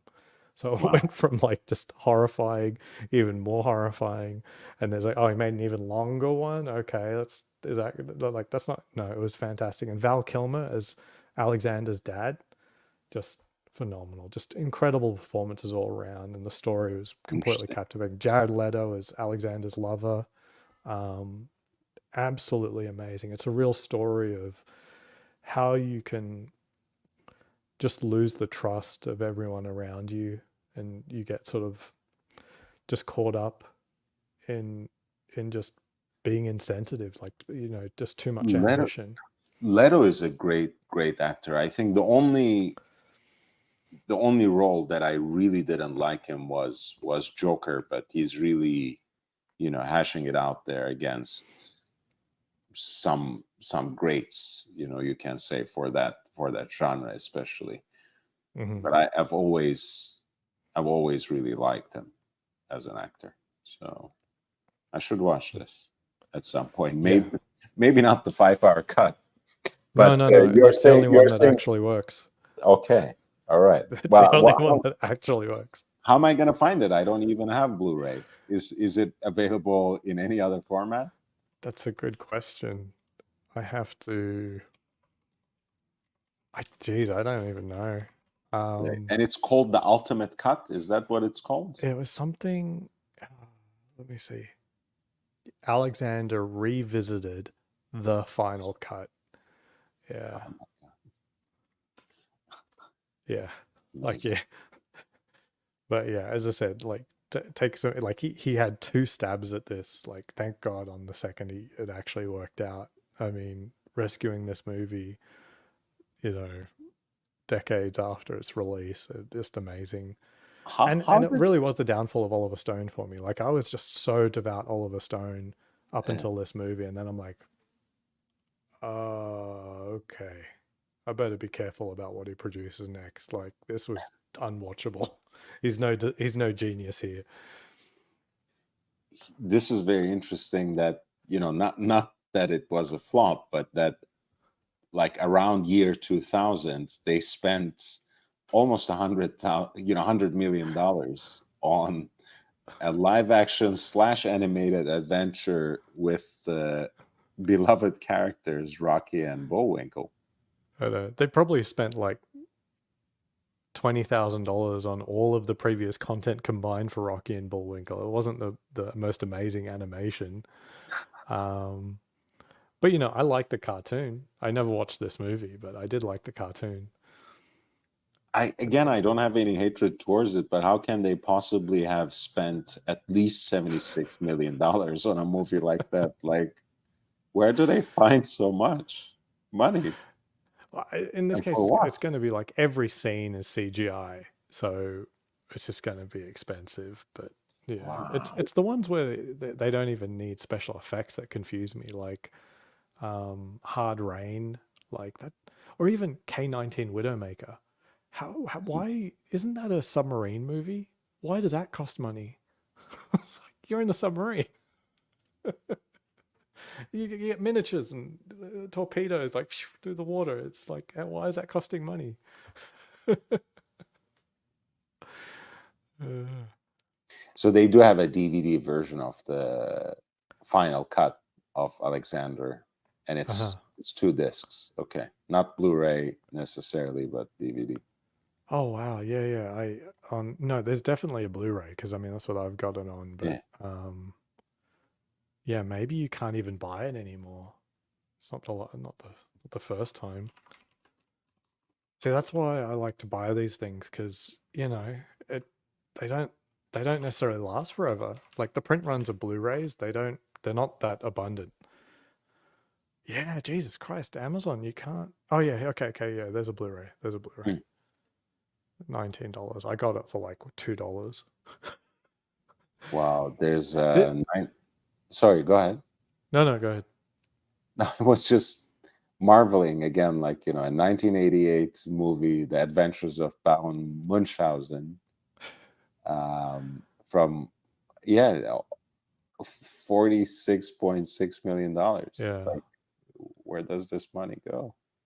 yeah. I mean, that's Terry Gilliam, so you know, you're not going to have like fiscally responsible shooting with Terry Gilliam at the helm.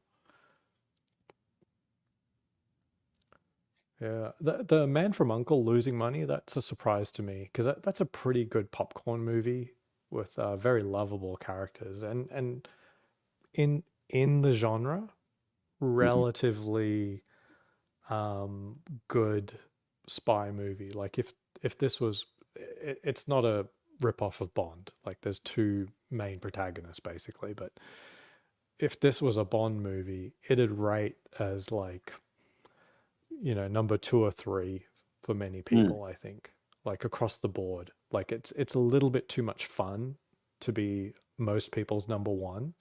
People are gonna put like things like Skyfall and Casino Royale as number one or something like that. But, as far as good action, fun characters, great setups and stuff like that, The Man from Uncle is really, really good.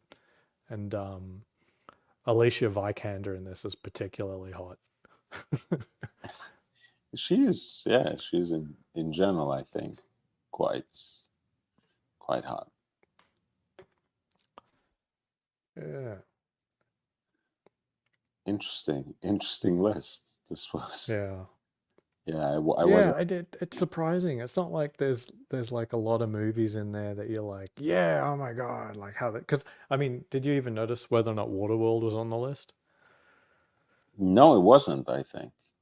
I think it is, but Is in it? amongst all these other, Or maybe it was so high that I just casually passed. It was. actually no, like what's it? Oh, they took it off the list. What? That's interesting. There are some films notorious for large production budgets and widely seen as box office bombs that have either broke even or turned a profit. So the total cost for Waterworld 1995 exceeded 300 million, and it was perceived as a disaster at the time. Despite grossing 264 million worldwide, it also eventually broke even through other revenue streams. Wow. Oh, So that's why it was taken off, because it finally It, broke even.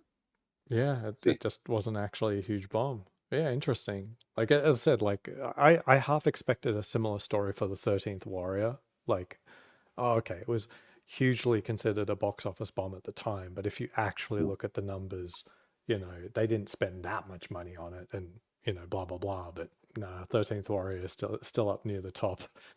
So But if it's, if it were still part of the list, it would have literally be number 2 in terms of the net production budget. And mhm. imagine that was 30 That was years ages ago. ago. I was Right? so young. Like the top 2 right now, around $300 million Mm. budget, they are like very recent productions. Very Indiana recent. Jones Yeah, and yeah. That's not inflation. Odyssey and the Wait, Marvels. was Yeah. the 300 million inflation adjusted? Um, It probably is. I mean, it let's see. sounds like it was probably 150 to 200 million dollars at the time. To me, if I remember, like off the top of my head.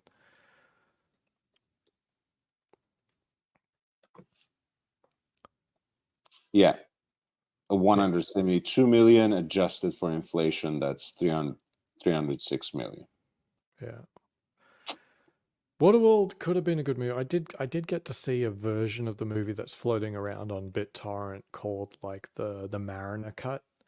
Um, so that one, if I recall, what did they do? It's definitely extended, and I think they do their best to keep the tone a little bit more serious. Because one of the issues, the main issue for me for Waterworld is it goes from sort of gritty post-apocalyptic survival, you know, to just camp bullshit. Once you get back onto the Valdez, Mhm. it's just all that stuff from Dennis Hopper, I think it was. It was just really campy and buffoony, and it's like I'm more worried about my you know my antagonists, my protagonists surviving their calamity, and the villain is too busy goofing off. It's not really, yeah. It's just too much of a tonal shift.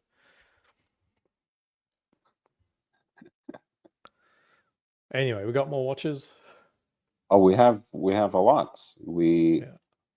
we have this. I mean, speaking of kitsch and campy things, we have Mm. this very interesting version of the Cartier Pasha Sea Timer chronograph. Um, like even the bracelet is quite interesting. Yeah. This could almost pass for an Invicta.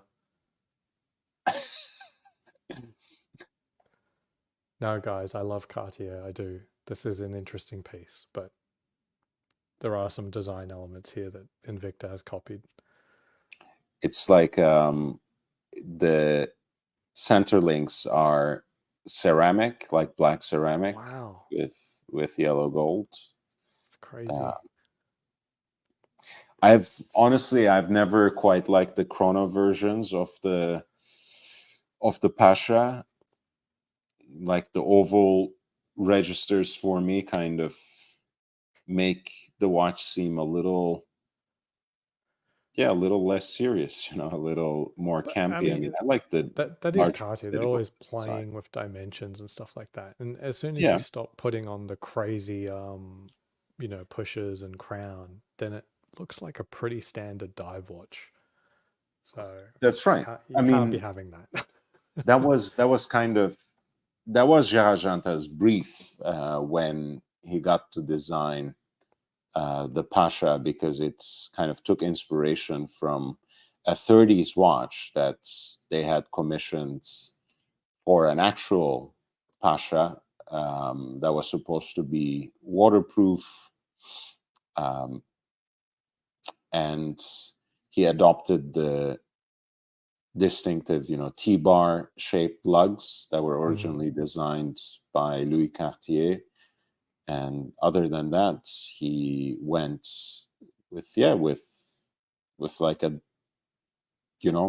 campy dive watch design with a canteen style crown, as they call it, right? It's Hmm. like it twists off and opens like flask Yeah.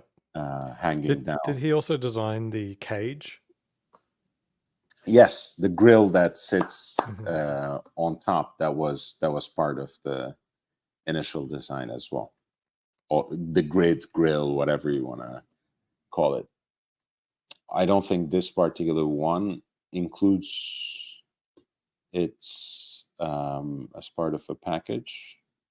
This is also signed on the back, like, as if the case back wasn't already quite crowded. You also have the Sylvester Stallone When were signature. these engravings put on? He's buying so many watches. I can't imagine that he'd wait around to have it engraved. Or is this just before the auction? I'm sure there are ways of telling that, especially in person. But I think for this one in particular, it may have been a personal gift from someone of the brand. Let me see, because it doesn't say anything in the lot essay, which it should. Um, but I kind of vaguely remember reading somewhere that it was a gift from the brand to him or something. Hmm. I can't find it immediately now, but I wouldn't be surprised. I mean, it's so over the top, even for Sly.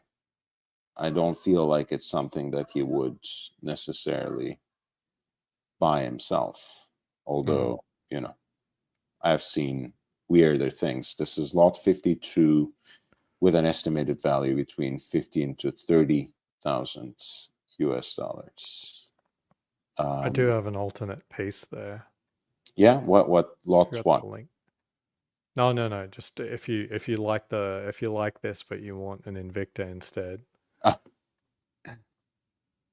Trying to find a better example, but man, they've got something gold. no, this doesn't look like anything. I mean, I guess you can see the rough outlines of the Pasha design. I refuse to pull that up. Oz.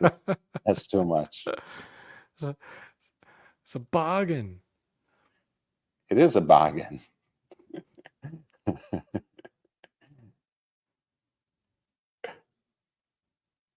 So yeah, this is his Mm. Nautilus stainless steel He jumbo had this on the 57. Hodinkee video, didn't he? Oh wait, was it a Hodinkee? Whatever the spruiking video. Right. I mean, look, the thing is, it's always so hard to tell with a lot of these um, celebrities, but I can tell you this: I was his daughters have a podcast, and just months ago, I was watching that when they had him as a guest, and he Hmm. was wearing this actually. Hmm. So I don't know if he was planning to sell it at the time, if it was kind of, but it was right upon the release of the documentary. So he was Hmm. talking about the documentary on that podcast, and he was wearing specifically this piece, Lot 55, the 26/7/30 Tourbillon 50th anniversary version in pink gold. Um, I mean, this is quite a beautiful watch. I kind of like that cobblestone slash exploding tapestry they have, kind of radiating out of the tourbillon cage. But this is Hmm. not ugly. Hmm. It's still quite pretty. This is, I mean, if this, I mean, we've talked about ranges provided by these auction houses, but if you got this in the low 100s, this would be an amazing bargain, right? I mean, a Royal Oak, Of blue, course. Tourbillon. I mean, if this even was at the low, if this was in their range, just on lower side, it would be crazy. I'm not even sure if 200,000 would really be that far from a good deal still. Yeah, because look, I think just in general, Royal Oak tourbillon pieces, even more plain Jane, like, gray dial in stainless steel, I think they still list around 150. I'm sure you can get them for less, but something like this, in pink gold, once owned by, Stallone himself, who, whether you like him or not, I love him unironically, but he is one of the big, 80s movie stars. I mean, when you think of that decade, it's one of the first names that comes up, right? It's like Stallone, it's Yeah. Schwarzenegger, it's Mickey Rourke, and Tom And Cruise. and Rambo was a fantastic movie, 2008. That was an absolutely incredible movie. And then Last Blood was okay. I don't I mean Rambo gets his kill on, but he does a couple of very un-Rambo things in the movie that are very hard to shake. I haven't actually watched The Last Blood, so I have Okay. no clue. It's definitely worth a watch. I mean, I Yeah. was like in the cinema, I was like pumping my fists at the end. I'm like, yeah, it's like he actually did it. He fucking did it. He put that on film. Oh my God. Yeah. So yeah, it's definitely a cinematic fist pumping moment, the finale, but the yeah, the way that he gets there, he to make Rambo more vulnerable and stuff like that. It's Mm. like, yeah, I don't know anyone who would do what he just did. Never mind someone who's smart. And yeah. Yeah, I mean, look, the thing is, again, having not watched that particular movie, I don't know, but part of Stallone's charm always has been, like, in a lot of the characters he creates. And I think whether he is like that or not, that's another story. But I think as a writer, he sees himself as someone who is very rough on the outside, but also kind of like a cuddly teddy bear on the inside. Right? Mhm. He really portrays himself usually, and the characters he writes for himself, as having really tough exteriors, but being actually quite gentle, vulnerable, Mhm.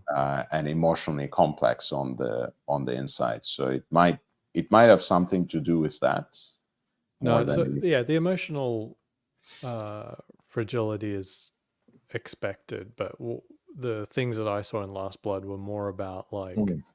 would it be a really smart idea to wear like a gold Daytona down the middle of Oxford Street for a day, a whole day, just get in there with the crowd? It's like, I probably wouldn't put myself in that situation. He does the equivalent of that, except with Mexican cartels. With no real plan, just let's go out there and have a word with them. It's like, okay, I guess it didn't work out.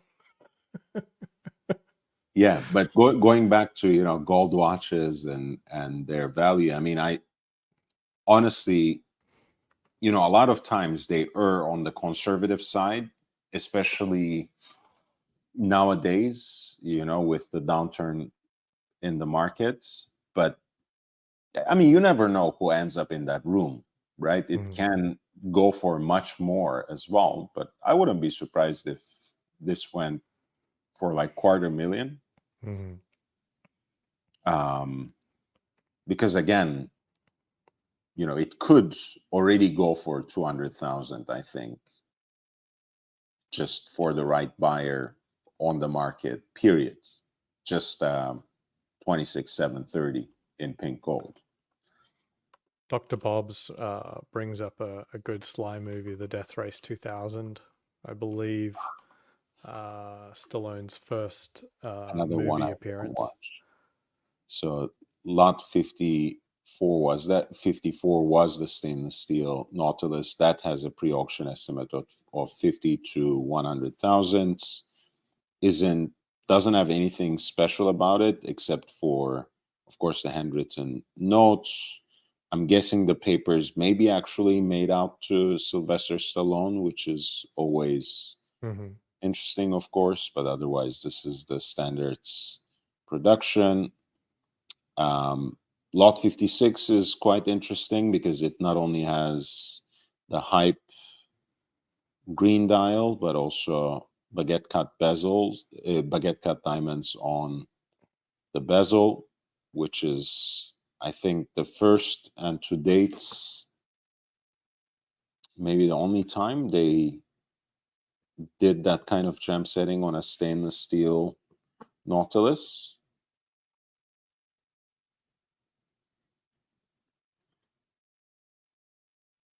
Because Patek doesn't do much gem setting for stainless steel watches usually. So this is interesting, if only for that, but the green dial was already quite the hype at a certain point. What does he say there? My proudest moments. One of my proudest moments. What? I don't get it, but Hmm. yeah, I mean, you read it. You read it correctly. Lot 56. Yeah, flipping my Pateks on public auction, one of my proudest moments. Estimated value 200,000 to 400,000. Do you think he's blacklisted after this? Because some of these watches were hard for him to get. Like he That's was right. talking about the I don't know the name of the watch, but it was complicated to Grandmaster hell. Chime. Grandma, yeah. Yeah. And that was that a one of one?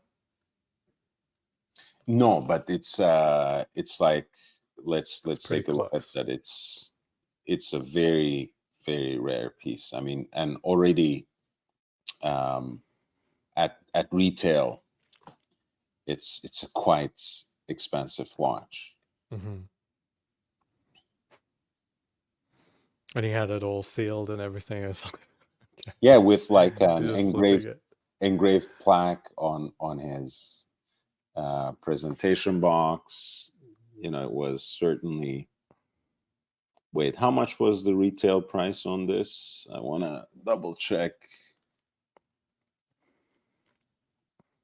Yeah, I think like around $2 million anyways. No? Mm-hmm. Yeah.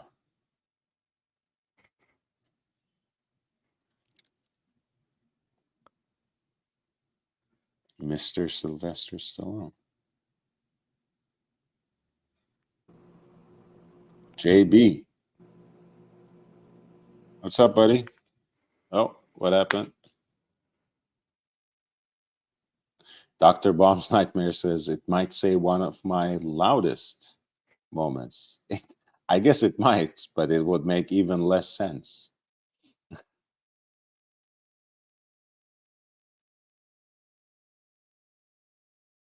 Very nice.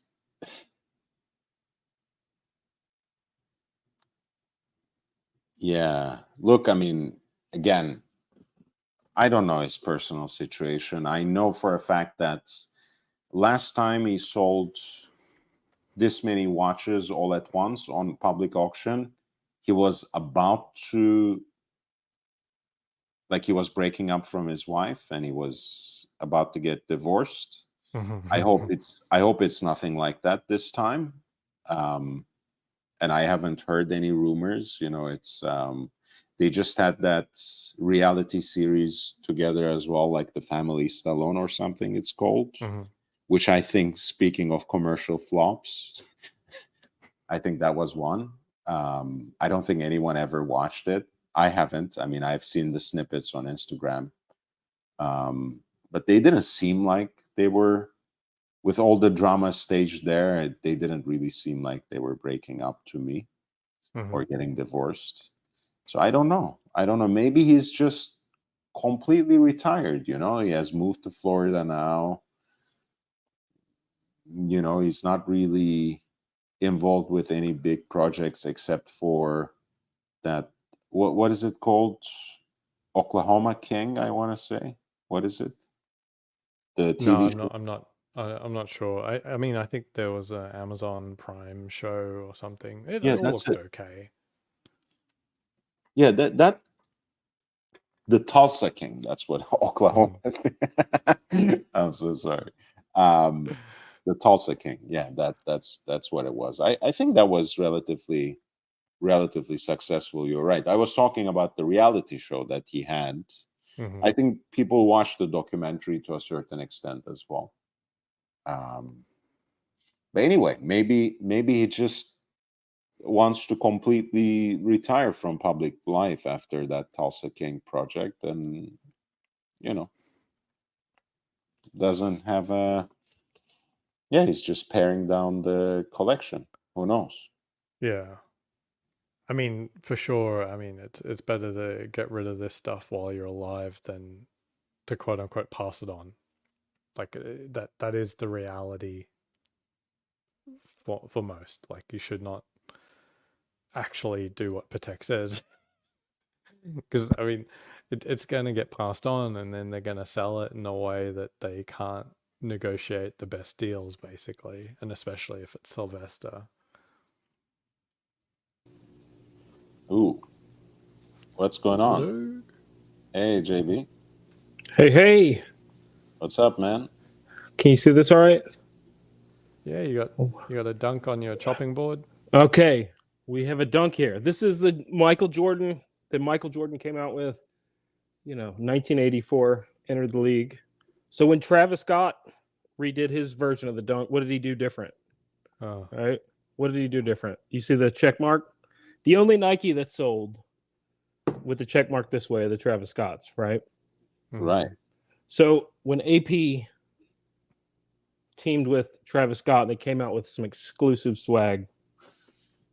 You ready? Yes. You Yeah. ready?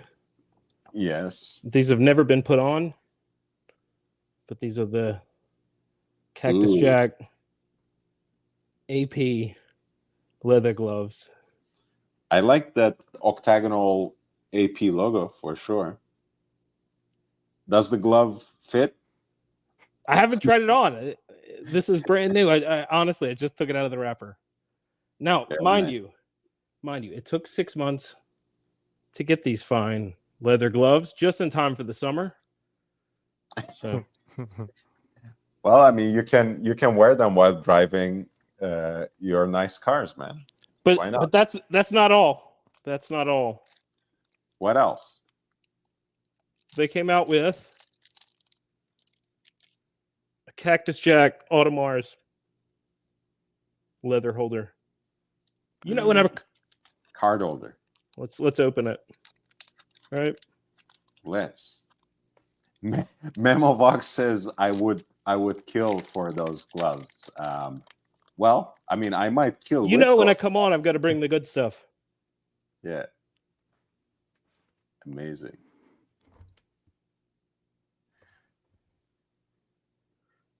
Yeah, I think they do look like driving gloves, Dr. Bob's Nightmare. Where did I put them? Oh, hey there. I love the AP logo. Is it just one glove? Oh, sorry. Oh. It's a pair. That Okay. would have been interesting. Yeah, from the great mind of the designer Travis Scott, like a single leather driving glove. There you go. He's turned it upside down.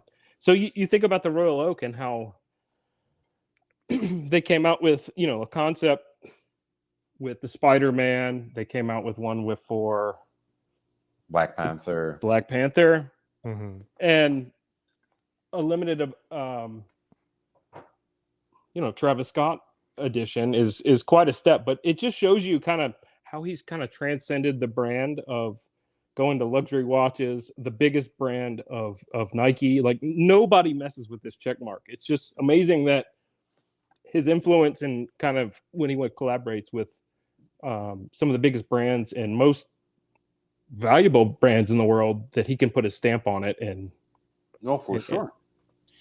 I think, JB. I mean, I think AP got on board with him so much more easily because previously he had collaborated with McDonald's and Nike, right? And that's it. I mean, I love AP. A lot of people in the watch world do, but for them, it's a big thing to be in the company of those even bigger names, right? So I think they have signed up pretty fast, and they can, like you said, kind of make sense of it in terms of their own legacy of collaborations too. It's been more than 20 years, I think, since they have collaborated with Jay-Z. Black Panther actually came about, as far as I know, that they went to Marvel to do a Spider-Man watch, and Marvel basically told them, Marvel basically told them that you only get to do Spider-Man if you start with Black Panther. So it wasn't actually all that intentional, and certainly had very little to do with racial politics in any way that they started with Black Panther. I mean, Right. I was just looking at the top grossing movies of all time, and Black Panther is like pretty high on that list. Yeah. So really, to me, it's more just a money thing. You also have to note that Spider-Man is Fox, not MCU, and their relationship was with Marvel, so they'd want to be pushing MCU, not Spider-Man. So I think their choices would be along the lines of either Iron Man, Black Panther, or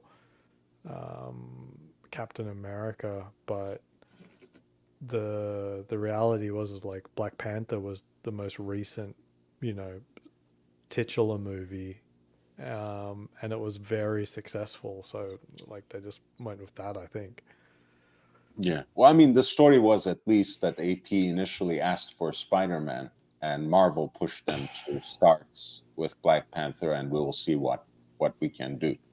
Right, right. Of course, we don't have to believe everything that these brands say. It could be, like you said, the other way around. The stories are compatible. Like it's just they're compatible, but for perhaps more nuanced reasons. As in, like it's just they don't.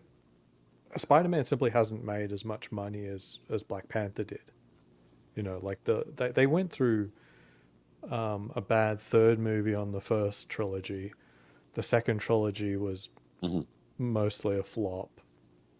Then they started getting this new trilogy out, but I mean, I think they were only up to the second movie, and the second movie already declined. So Black Panther was the one that was their best property, is what Marvel would have thought. It's not as iconic, but they care about movie tie-in more than they care about like this watch is going to last 100 years. Who the hell's Black Panther? Of course, and also like the success of Black Panther is also, look, in any realm of culture, you want to have a crossover product, right? If you want to be commercially successful, and Black Panther is exactly that, right? It's a again, depending on anyone's particular taste, it may or may not be your favorite superhero movie. I think the first one was actually decent.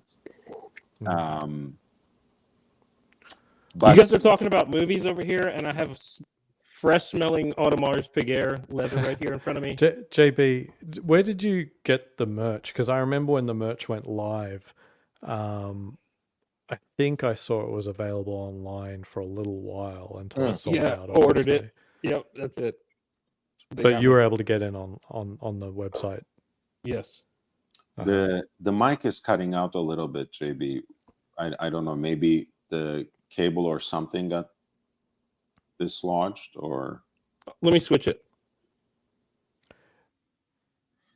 Yeah. Yeah, I mean, I was just saying Black Panther just spoke to a certain cultural moment at the time, right? So it's like it became a whole event rather than just a movie. So Uh, the next phenomenon they came out with, and you had an Instagram post about this, right? Is this better? what's that? Yeah, much better. You had an Instagram post about this, and it was the Spider-Man that was on one of the soccer players, Yeah, that's Ferhan Mendy, the the left back. concept watch, the Tourbillon with Spider-Man. Now, I like that one a little bit better than the purple of the Black Panther. Yeah, let's take a look. Here is that little. Where did you get the Travis Scott Nikes? I collect shoes. I'm a shoe guy, so I have probably one of most of the good ones that have come out, or the ones that I've liked. So I mean, Yeah. but I wear them. You know, it's like they're Yeah. not I use them up, and if I like them, I'll That's interesting. But how did you snag it? I mean, what's the process? He had a website, Oh, it was only and from so his then website? it will ship. Young Brandon, you remember me sending you the receipt, and I said, "Oh my God, this thing has still not come." And it was like February, I think. I think I've placed the order in like October or something, but it says it was something like 3 months, and I'm like, okay, so they're gonna take the money and then print the stuff. But still, I mean, it's real leather. It was expensive, but anything that you have with his brand on it, I figured would be kind of cool, no matter what. You Sure. just rip it. Look, I mean, there are people, and I might be included in that group, as Memovox said, like, you know, who would kill for AP merch, period, you know, still to this day, even from years and years back. And some of these things you see on eBay sell for hundreds of dollars. I mean, I wouldn't pay for certain things, but like, you know, bracelets, chains, umbrellas, etc. Yes, wait, let me put you on solo. Full screen. Yeah. If it doesn't fit, He must have quit. So must he have had. quit. That's right. Oh, look at that. That lawyer was Cactus Jack here. What, and you see that you'll see that logo across all of this product, kind of like in the hologram parts in the black parts here. You'll see that same Cactus Jack. Let me see. Oh, right here. Okay. So you see it here, and then you see in your shirt that I sent you, like it has it as well, right? That's right. Yeah. So you'll see all the products that he kind of stamps will have the Cactus Jack stamp. Wow, these feel good though. I mean, I wish you could smell them. You know when you smell like good leather? Yeah, you have to. It's the Archie luxury tradition, man. You have to actually show your face and smell the glove, as the legendary Spinal Tap album has it. Yeah, it was a rip. I have one other thing, but it's I haven't taken that out. That's like a sweatshirt or something. I think it's a zip up. Nice. I can grab it. I can grab it if you want, but of course, sure. Go ahead. Let me see. Let me grab it. Go ahead. Yeah, the OJ forensic lawyer. She's an interesting person. She was featured in the HBO movie Spectre, which is about the Phil Spector, the trial of Phil Spector with Al Pacino. That's easily one of Al Pacino's best movies. All right, this hasn't been open yet.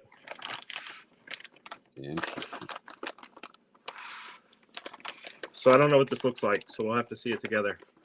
I'm sure it's great.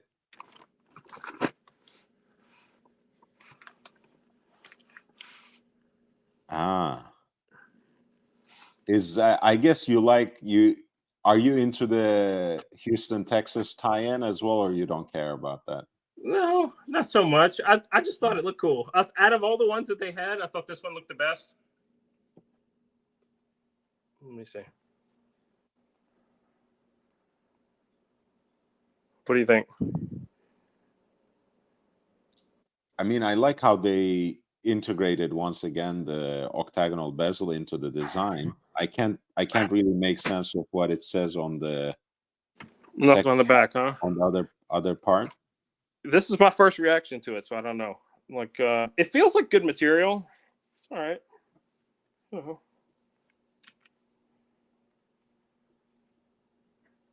It's a little loud. What do you think? It's so On the nose, huh? yeah, it's so out there. It's hard to decide. Just like with car tie-ins, if someone's got the Ferrari hat, is it more or less cringy that he's driving the Ferrari car or not? Right. In this case, if you've got an AP, do you wear the AP while wearing this? Yeah, Or- you see that?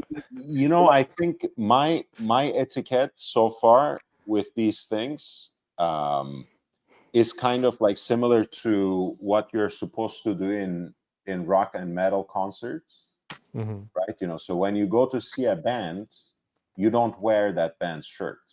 I mean, there are Right. people who do, but that's like, you know, that's frowned upon if you are Okay, an so actual, you know, metalhead, right? So So this in is- the same sense, I have a Breguet hat. I wear that hat when I'm not wearing Breguet. I have a JLC hat. I never wore that with my Reverso. You see what I Yeah. mean? Yeah, It's a yeah, little I wear the Tudor hat when I'm wearing Rolex.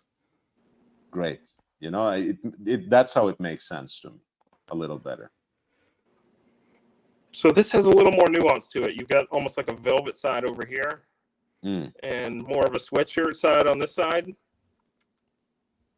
interesting. Is that like It's I've almost got, like I've got one of those actually. It's like this. sort of, Like kind of, yes, like with fleets bath mat? almost. You pet it.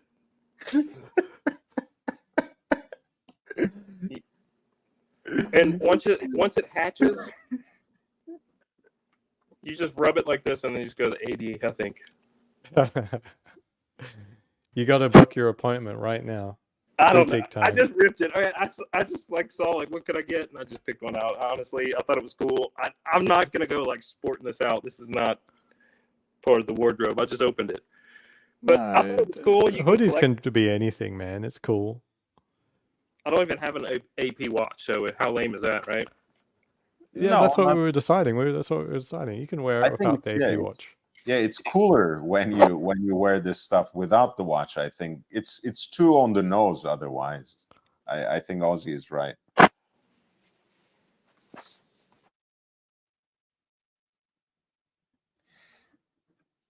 Yeah, It's a collaboration, though. I mean, you can tell the brand power. Them, you can see that he has some influence in certainly in fashion these days, and being able to come into these conglomerate brands, these historical brands that have been, you know, iconic over the last 50 years, and he can just say, "All right, let's do my collaboration." Comes out with a watch, changes the direction of the check mark. Certainly has influence, and he hit it big also with Fortnite. Like, remember right. he would have like basically gamers know about him before they've heard any of his There songs. There's that scratch coming back again, JB, with the voice. Okay. You ready for this? We got Yeah. the real crowd pleaser here. You know, I mean, AP fans, you had your moment. Okay, here we go. Oh, do we? No. Oh, no. Oh, Yes. here we go. There we go. Oh, Amazing. Hot Cheetos. this is You know, it, guys. those leave a mark on your fingers. Yeah, that's it, man. Like, you know, if you wipe your hands off on the hoodie, you won't even know the difference because it's the exact same color as the Cheetos. I thought it was one of those onesies, Ozzy. I don't think you're hearing me right now, but like they have the They have the onesie slash wearable blanket versions of these. Did you see? Yeah, I've got one. Yeah, I've got that one too. He says I got one. I'll get that. I'll get that as well. Do you keep napkins in the pouch? No, I mean that's the point, JB. You don't have to, because you can just wipe yourself off on the hoodie and it's the same color, so it won't. I understand. How cool would it be, by the way, if they made like the pockets of a special material where you could just wipe your hands when you're eating? So you could be a real savage and not have to wipe anything off. So this is like extremely redundant. Oh my goodness, you are a super fan. What are you doing? Where's your bag of Cheetos? You should have brought that too. So I didn't want to buy this. I honestly didn't. But I saw it at Walmart at the checkout. And I'm like, no, I can't buy that. It's $20. That's stupid. But I just kept thinking about it for like the next 3 weeks. And then when I went back to Walmart, it was sold out. I'm like, oh man. Like they had tons of Mountain Dew ones. But yeah, I kept looking around for them and I finally got one. With all due respect, yeah. Mountain Dew is not as cult as Cheetos, I think. So I think you made the right choice. Yeah. Aussie, promise me you're never going to pump gas with that thing on. I hear that thing will just take static electricity and you will come up in a nice little plume of pink smoke if you ever got near a gas tank with that thing. You can't actually wear it. Like it's not like you can't clip it around. It's literally a blanket with 2 sleeves in it. So it is pretty limited. So I do have a yellow strap, but I'm looking on camera now. It doesn't look quite. What is that watch that you're wearing the strap on? Oh, okay. This is FXD. Very nice. Yeah, the FXD gets a lot of wrist time these days. Ever since I bought it, it's had an unbelievable amount of wrist time, like greater than 50%. The tuna. Well, toner this year, not much time. Ever since I got the FXD, everything just takes. Like I also got an Air King after the FXD. I've worn the Air King like 2 weeks. The Air King. Yeah. Look, I've got every Rolex sports watch, so like. You had to. You had to. Yeah, You know, like, funny. Is it Rolex Sports? Okay, all right, I have to get it. Funny enough, Ozzy, I met this gentleman in the cigar lounge today. He wants to get a Rolex, and he was saying, like, the only thing I really like in the lineup is the Air King. Is the Air King? Yeah. So yeah, as I said, there was another. My neighbor the other day, he said, out of all the watches I've seen, you've got the 2 that I like are Daytona and the Air King. I don't know. There's some people who haven't given themselves permission to buy it, apparently. Yeah, and I was trying to convince him. Look, I mean, it's just go get it. It's a realistic watch to get from an AD. I know a lot of, like you said, a lot of people kind of get ahead of themselves, or rather get between themselves and the watch, still thinking that Rolex is impossible to get. You can't buy these things at retail. But if you're, if you actually go and if you're persistent, like for him especially, if you live in places like Los Angeles, Las Vegas, there's so many different authorized dealers. There's so much volume in some of them that something falls through the cracks. In the worst case scenario. In the best case scenario, they just get it for you in a couple of months. That's it. And it's a very affordable watch. I mean, retail's like low 7K, something like that. So as far as Rolex goes, it doesn't get much cheaper than that. Absolutely. So it's really a no-brainer. I mean, it's just not for everyone. But if it's for you, don't stop. Like, go get it. It's a good watch. Yeah, I agree with that. I think, again, to me, the dial looks like a dog's breakfast. But, if you like it, you like it. What can you do? See, there's a thing that people do, and there must be like some people do it and some people don't. Like some people read the text on the dial. I'm Mhm. not one of those people. Like all I just see is like it could be lorem ipsum. It's a sort of like how's the white space, what's filled, what isn't filled. I really don't care if it said, master chronometer, superlative, blah blah blah. And you don't care Whatever they about the put. colors either? Um, I do. I Okay. do. The color and the shape of the text, yes, but what it's actually saying, or the fact that like, the Pelagos have got like 5 lines of text. What have they got down there? A book? It's like no, but it sort of aesthetically it looks nice because it sort of looks like a snowflake, like it looks Mhm. like a diamond. The text that they have there, so it just it doesn't bother me. And so the fact that this has like a billion, no, sorry, Air King, I was wearing it today, but the fact that the Air King has like a billion. So I met the CEO of Bukhara today, USA, Right. and I and remember the you head talking of about jewelry for Bukhara, while wearing the Air King. I don't know if I made a mistake. So, but why. the thing is, there are like 7 other people wearing Panda Daytonas. You know what I mean? Like, I hope someone tells him he's limping in today with that Air King. He's actually one of the VIPs. Yeah, I mean, it's like, there are a couple of different ways that can go, right? In the sense that it can be like Archie's nightmare. You remember that story that he Yes, actually saw Thierry Stern Stern. Yeah, on an occasion, and he was wearing Tudor, and he was devastated because that was at a time he had like 4 different Pateks in his collection, yeah. and why did he not have a Patek on his wrist when he was meeting the Patek Hmm. president, right? Um, on the other hand, and I meant this, like, I sometimes people don't get tone, of course, like especially in Discord. Hmm. I think it's fascinating to me that the person who is practically a Rolex executive, I mean, Bukhara has its own, they're independent still, but they are a subsidiary of Rolex. Well, they're definitely. So I had a discussion with him. I talked to him a few things. Some stupid, not as stupid as like quality of cheese, which I have done before with other people from Bukhara. Um, but I asked like, how's the purchase gone? How's that changed things? And he said it's not actually gone through yet. Okay, not So even.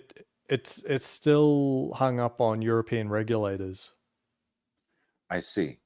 But, So I guess, again, like, I can suspend or qualify some of what I said there, but I was saying in your Discord, and feel free to share the link.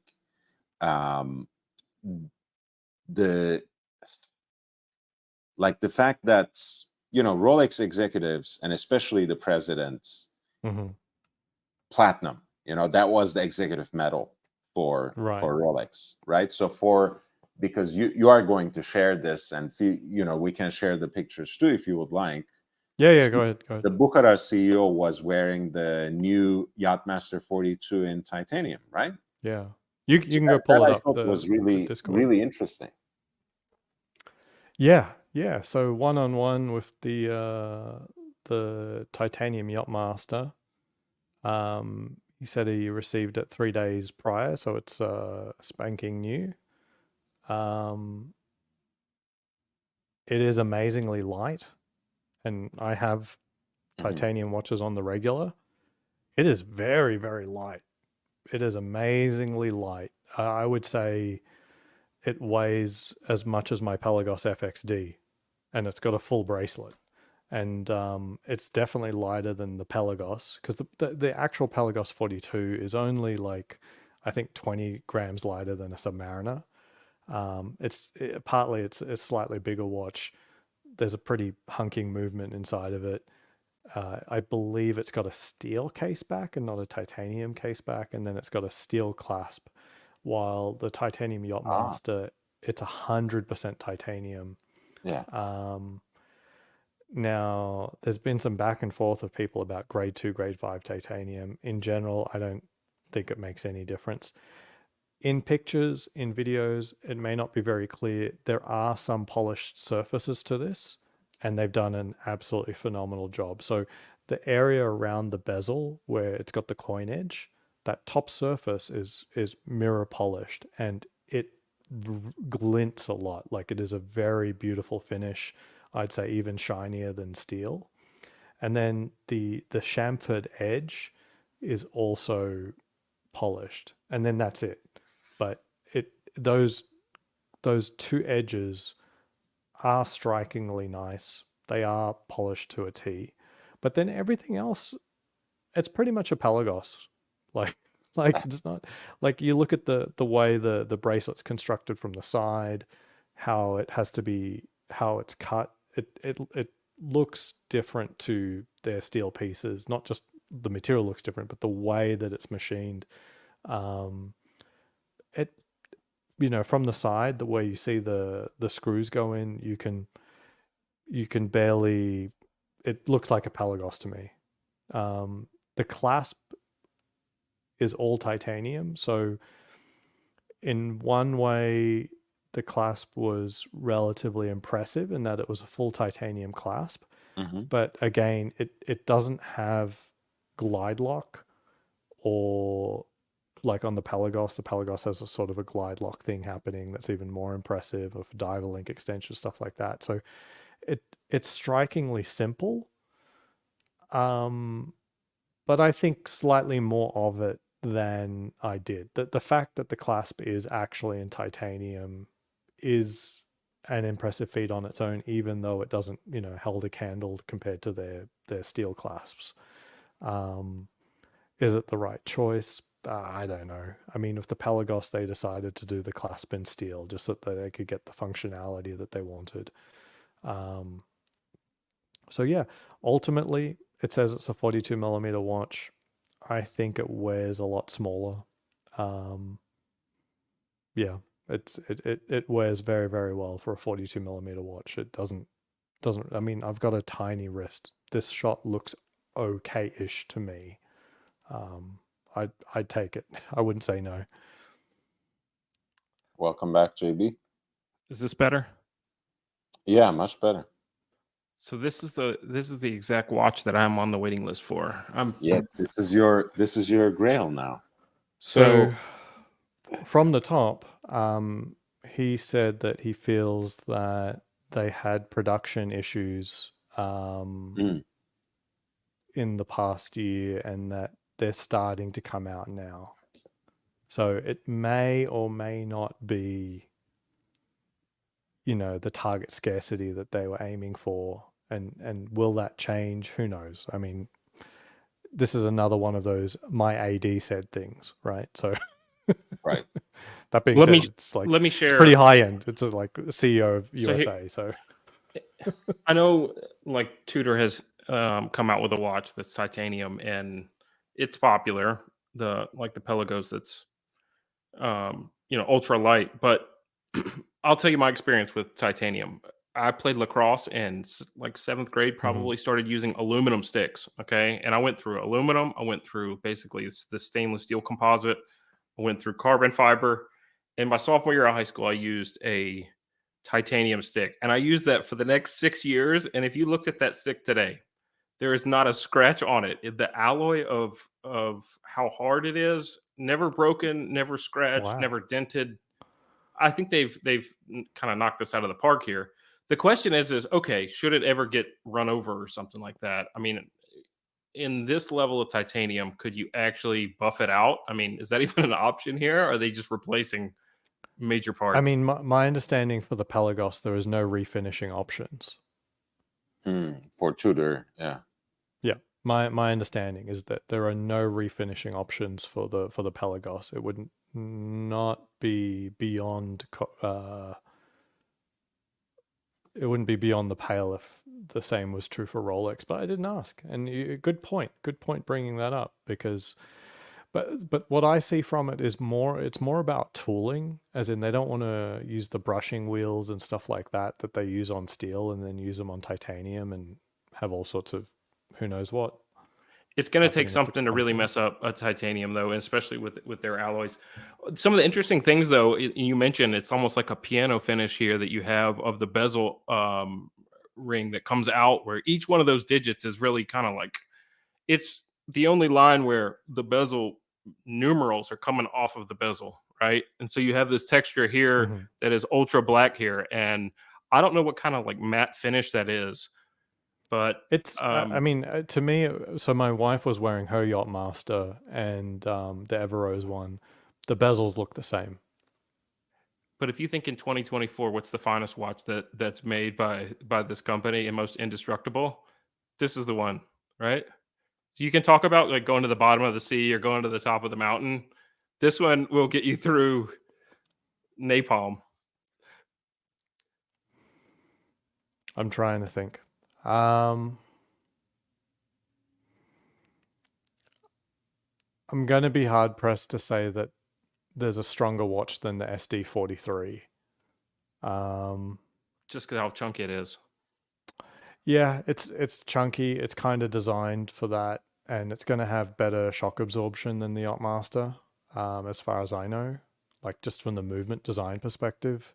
Um, I don't know. It's going to be hard to say. I mean, look, titanium is strong for its weight, but I don't know. I try not to make assumptions about materials. You know what I mean? Like materials do funny things under different circumstances. You know, like I'm just telling you from experience that titanium is one of those things that's it's just gonna go.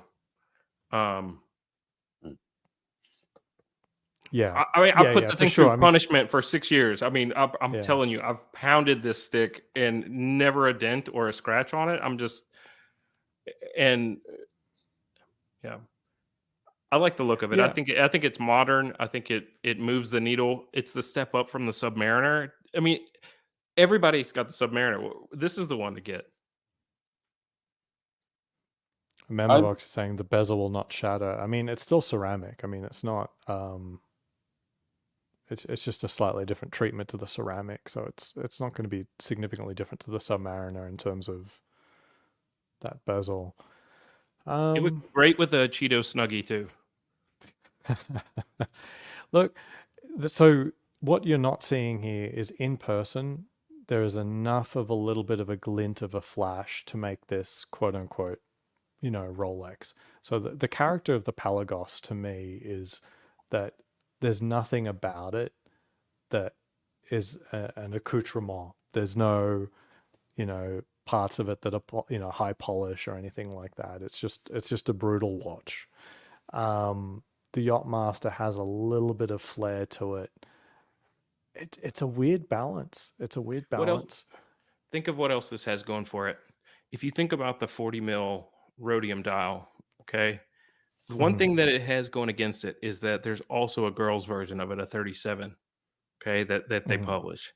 They also have this kind of rose goldy two-tone material in the Yachtmaster line that doesn't quite jive with current styles. It's a little But it out. is beautiful. It's beautiful though. It's beautiful, but I'm Yeah. just saying it's not in for Right. two-tone rose gold is not. I don't know. No, Um, to me, the ultimate Yachtmaster is the Everose on Oysterflex. for sure. Um, and the And fact it's that it the has 40 glide mil. It's lock. the only one that they make in 40 mil. Yeah. So I really, really love that watch. And then it's got a red line of text for Yachtmaster. It's pretty cool. It's pretty cool. And a matte dial. And they're not making that many matte dials anymore. The only other matte dial in the lineup, if I recall correctly, is the Sea Dweller 43. That's the only black matte dial you can still get. Now, stupidly enough, I do not recall whether or not this titanium Yachtmaster is a matte or a gloss black. I think it's Trying to look glossy, it up. but we can check.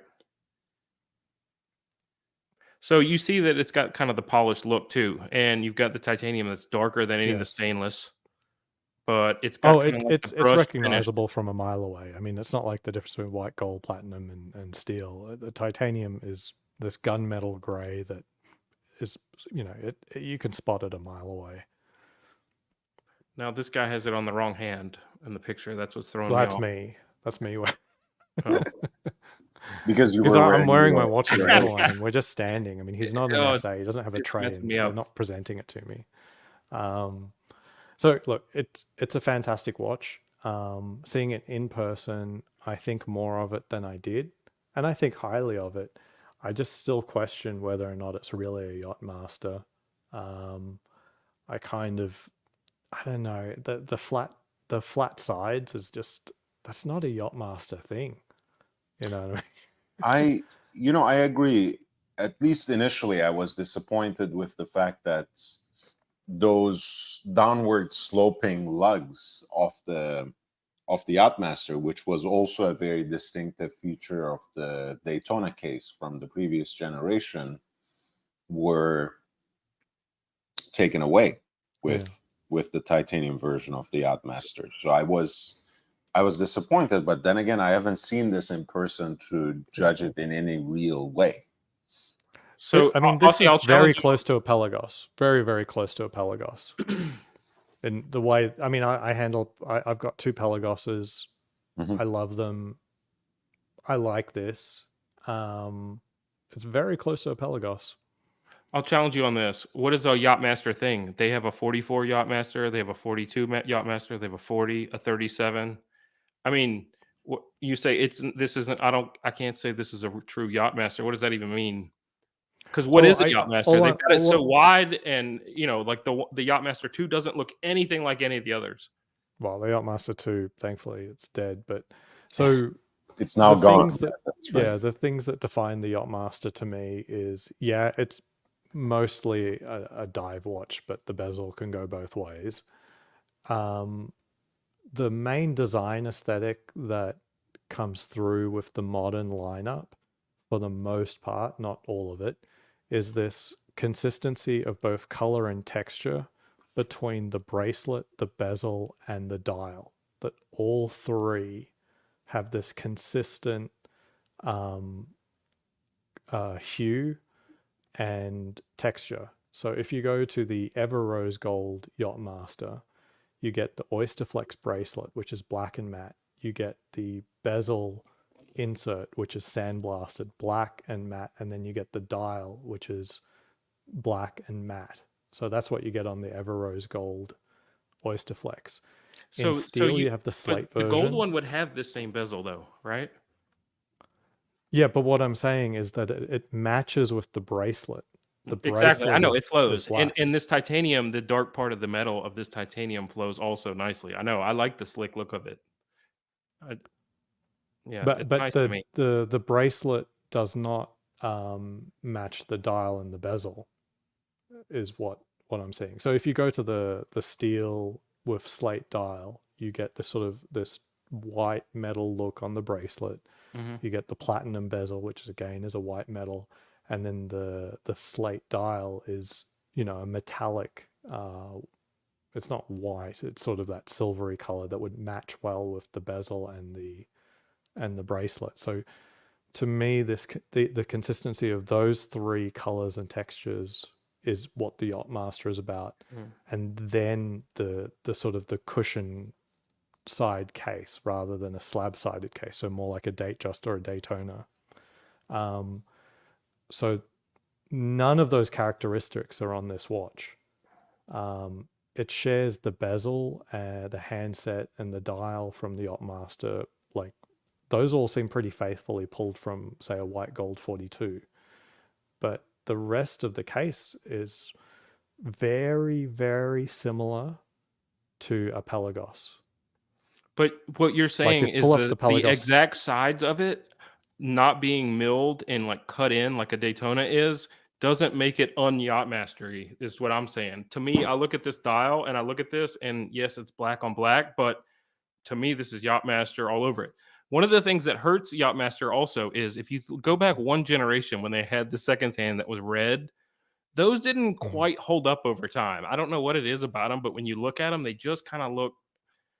I think that line of it kind of hurts the brand a little bit. They have played around with it a lot, and I really like the Charlie Sheen, but yeah, it is what it is. But I've pulled up a link to just the Pelagos. Honestly, there's a lot of similarity between the Yachtmaster and the Pelagos in terms of case shape. Right. I mean, It isn't the same. It's not a parts bin watch. of I'm of just like, course, but it's like, it's also, on the one hand, it's not really a surprise, right? Because Tudor is very easily categorized as, like, the heritage arm of Rolex and right. whatever sister brands, but it's also in a way kind of like the experimental arm of Rolex. They try things out with Tudor that they don't yet dare, or that they have planned a few years in advance for Rolex. And if it works with Tudor, they carry it over. And Pelagos was one of the successful, unique lines in Tudor that Mm. translated now well into the Rolex territory. So at retail, I think it's like maybe 14 something thousand. Uh, to me, if you can get it for that, it's something that you gladly accept, right? Yes. Yeah. And so for like value for money, yeah, I know, like, I think you kind of like degrade this because you've seen this watch first, right? But forget it that watch exists, and compare it against the modern Rolex lineup, and it stands up. I think if you look at the FXD, the lugs So you from go the right back to Yachtmaster. it. No, but the lugs from the FXD look Yeah, far more similar to the Yachtmaster than even the Pelagos 42. right. And the fact that the chamfering edges are not found on any other Rolex, but they're on all of the Pelagoses. Um, I, this isn't so. I love the Pelagos. It's just hard to justify the Yachtmaster as being above the Pelagos, because what I like about the Pelagos, except for the 39, is that it it has no compromises about the watch. Mhm. They sort of, it's just meant to be, a sea dweller killer, basically. Yep. You've And got, well, there's one at each pawn shop you can go to for these. I mean, they're everywhere, right? I mean, you can get these. yeah, You I've got can't get two. the other one, right? I mean, like, are these even in the same category? I get that they're the same material, but if you understand that it's one of the hardest metals, substances that they make out of in the whole horology uh, lineup that they offer, I mean, it's the hardest substance that they make. And you're saying that it's not yacht mastery because they didn't mill the sides like they do in the 40, like the Daytona. But it is what it is, right? It's 42, and you said it's already still like feather light. I think Yes. it can still have a presence with a little bit of side on it and still be a light material. I think it's cutting edge. I think it is Yachtmaster. Well, I mean, I'm not sure it really matters whether or not we think it's Yachtmaster. Yeah, it's a fantastic watch. I would pick one up if I could get one. And that my mind has changed today about that. So prior to this, I felt like it's too compromised. I'll wait for one that has a glide lock, has, nice sides and stuff like that. I think for now, it's perfectly fine, and if they eventually come out with one that actually does have glide lock, or even oyster flex and with glide lock, and has the nice case sides like the other yacht masters, I would buy that one too, and I Right. would gladly have both in the collection. You hear So, about production issues, like you mentioned. We don't know if it's production issues. All we know is that we just haven't seen that many of them, right? You look on Chrono 24, you look on any open market, they're really not being traded. So we can say yes. production issues versus release time versus when they released it at that festival. Mhm. Is it production issues, or they just didn't have these ready to go? I mean, there was a delay. We didn't see them around. They weren't Right. out there. I think it was almost like a full year before even the first photos came out. Yeah, it's exceedingly rare. Like, there's more, as I think young Brandy pointed out last night, we've seen more Le Mans than we've seen titanium yacht masters. Right. And pardon me. To be fair, with like one of the things I like about Tudor is when they announce a watch, like you can literally go to the Tudor boutique and it will already be there. Yeah, Right. With Rolex and with many of the other brands, they will announce a watch in Watches and Wonders. With Omega, it can take 2 years into the future. With Rolex, it can take really literally like 8 months or something, like a few months before the next Watches and Wonders sometimes. So, And that has something to do with sometimes with production, sometimes with the desirability of the models, sometimes because they just don't make too many of them to begin with for certain things. Of course, Rolex makes more than 1 million units per year, but that doesn't mean every single thing is produced in plentifully. So I've also got I've put the image that I think is the best comparison to the Pelagos. Looking at these two now as well, I feel like there's something weird about the white gold indices and handset. Oh, it was in the Discord, so you're just on the Discord. Oh, okay. what's your concern with that? Because like all the hardware on the Daytonas are in precious metal. No, but like so much of the Yachtmaster titanium is a sort of matte titanium, and then adding the white gold sort of, it's one more element. I'm not saying it's bad, it's just sort of, I'm not exactly sure it's the best choice. But you see the lugs on the FXD, it sort of looks a lot more similar to the Yachtmaster.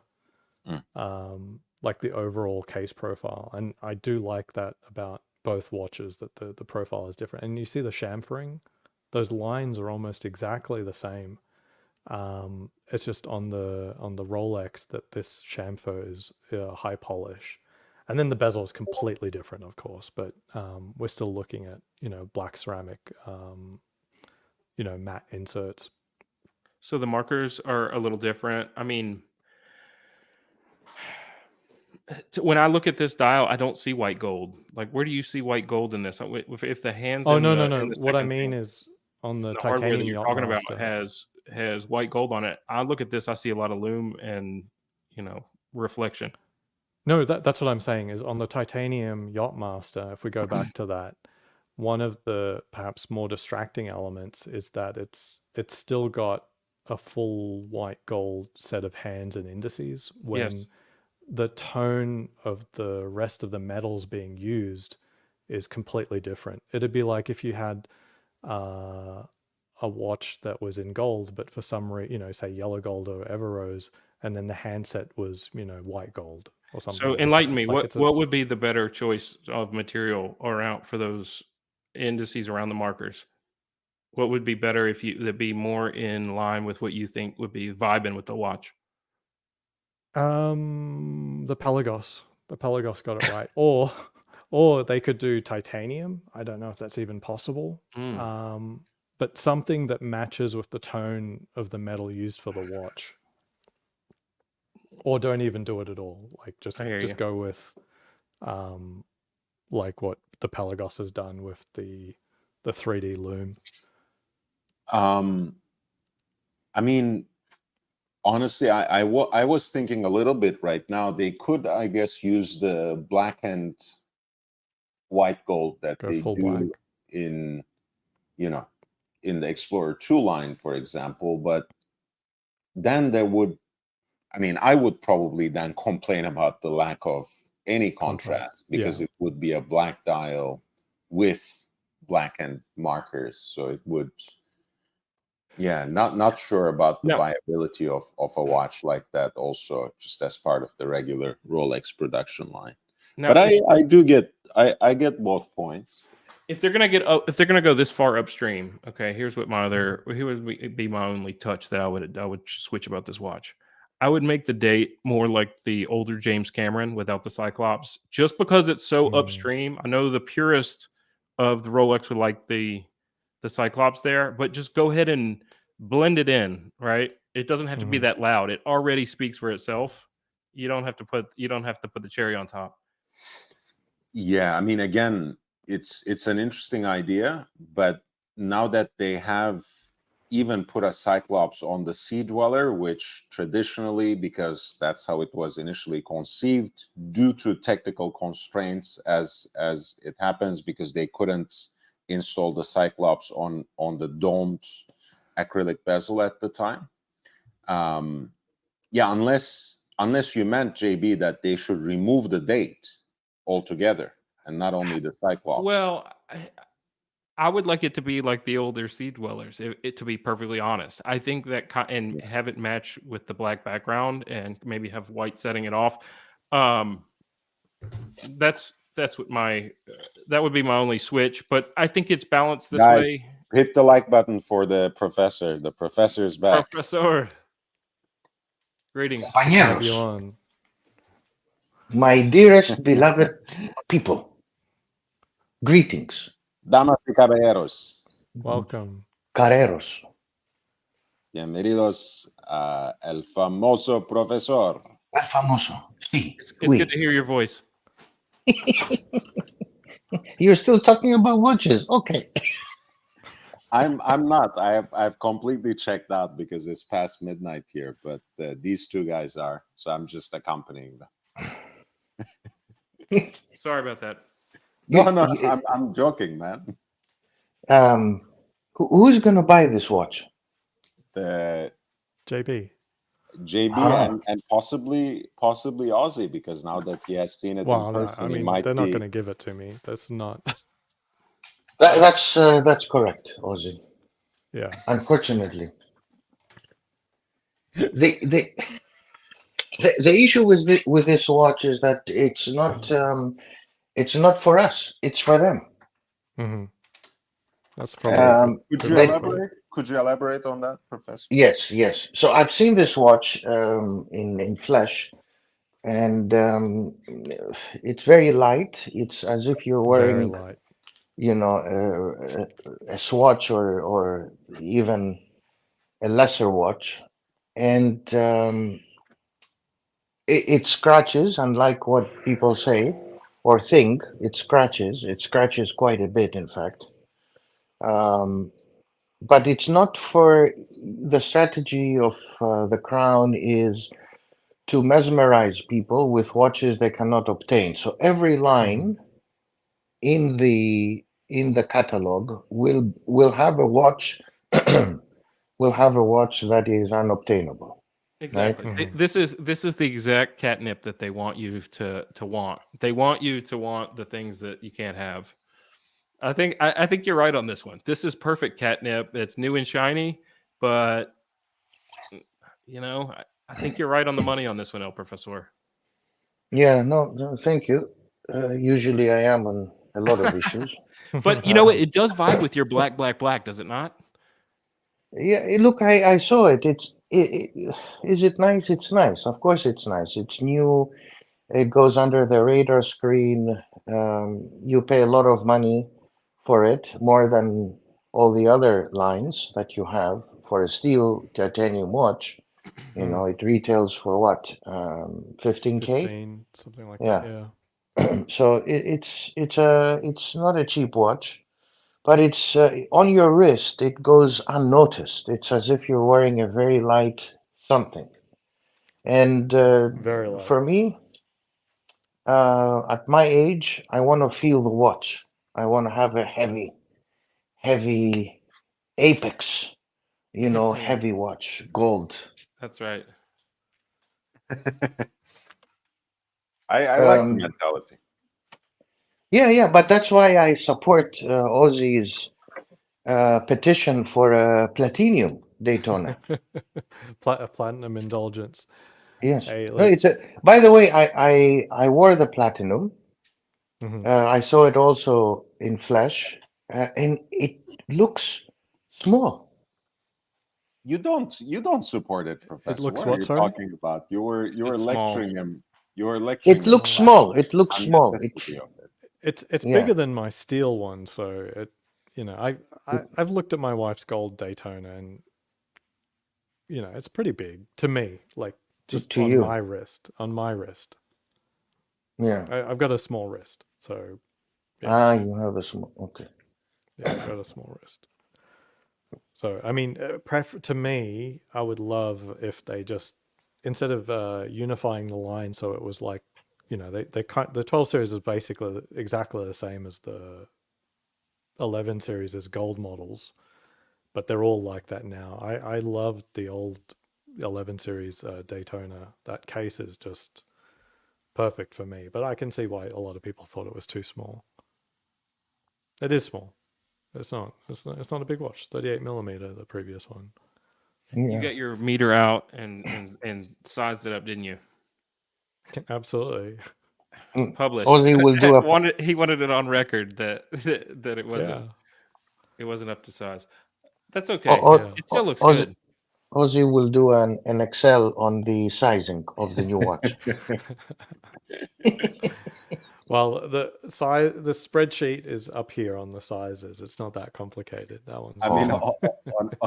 honestly, Oh. it's. I think on that particular account, it's not Aussie's problem that people subliminally associate the watches they wear with the size of their penis. You know, it's not, that's not something he invented. So Yeah. for him to prick that illusion, saying this watch is actually smaller than you think, is you know, I think it was pretty cool. And getting the caliper out to actually substantiate it is very becoming of an engineer. That Right. he's still That's why. identified with, of course. That's why I want to get a deep sea. Mhm. So probably there is a kind of The gold one. a reason. My shrinking part with the bigger watch I'm getting. There can be. Are you going to get the there can gold be one, many Professor? reasons. There can be many reasons. No, the gold one looks awful. Oh, come on. Uh, You like the no. Submariner in blue. You called the black one for poor people or something you mentioned last Yeah, time. the I thought black you one would is use that for. like maybe as like a boat anchor, and you could just use it as to kind of keep you in the right spot from your yacht. You just throw it in. Hey, Yeah. I love it just because it got rid of the Yachtmaster 2, you know? So that's you know, that's the upside to this one. Like, no, I want to meet the person who wants this I just yellow I gold just deep think sea. it's amazing. again, it's such an obnoxious watch, as the professor implies and has said about the deep sea line in general. Yeah. You gotta love it at Yes.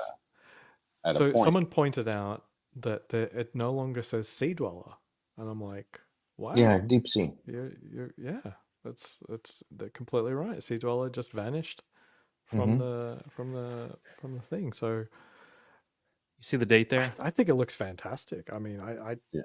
I simply cannot wear that, but I think it's cool. It also, by the way, they not only does it only say deep sea, they have also distinguished it right here too, right? You know, as a different family, basically, sea dweller, deep sea, right? I think that Correct. helps, honestly. Like, Correct. it was very difficult to explain to people Sea Dweller versus the deep sea, and like I explained it to my friend when he was buying his first watch, and he was happy to get a Sea Dweller. That, in my opinion, the Sea Dweller 43 represents the Rolex's best tool watch. The Deep Sea is more of a tribute watch. Is it technically more capable? Yeah, but it's not actually designed for a professional, you know? No, nobody wears this. I mean, so I think what they do is they sell this to some people, and then the next year they are going to put diamonds all around it, and they're going to say, "You think they're going to buy it with 10,000 more with diamonds on the bezel?" And they're going to sell it to the same person with diamonds, I think, next year. Depends on what kind of diamonds they put in it. 10,000 might be like a small markup compared to that. I mean, they put baguette diamonds on the bezel. This will jump up like $30,000. Could you imagine? I mean, even on the case, you know, sometimes they'll put it on. But if you think about the Yachtmaster line, and like you said, in this deep sea, they have no, you know, like stones that are there, except for the the Falcon Eye dial, right? For the They white got a gold pave peppers. dial. I'm saying like stones. They do, yeah. They have a diamond Pave. pave dial for the pink gold version, right? Yeah, they For got a their pave Right, that's dial. right. Right, but I'm saying the Falcon Eye is an actual like is a dial that's cut from a stone, right? Versus a Asbestos. lacquer, Yes. yeah.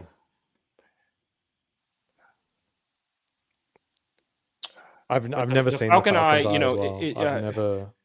and it's got this kind of deep, kind of like if you think about looking into a water like stream where it kind of gets lost in the Falcon Eye. Mhm. Professor's seen the Falcon's Eye, right? Mm-hmm. Yeah. The one flying or the one you pay? The one you pay. The one you pay. The one you pay is depending on the day. The one you pay with lots of money. Yes, yes. And if the dial is not good, you are stuck with it. You cannot return. Right. You roll the dice, huh? Yeah, it's I know some people like it, but when you look at the dial, it doesn't really make a big difference. You need to have eagle eyes or falcon eyes to look at the damn thing.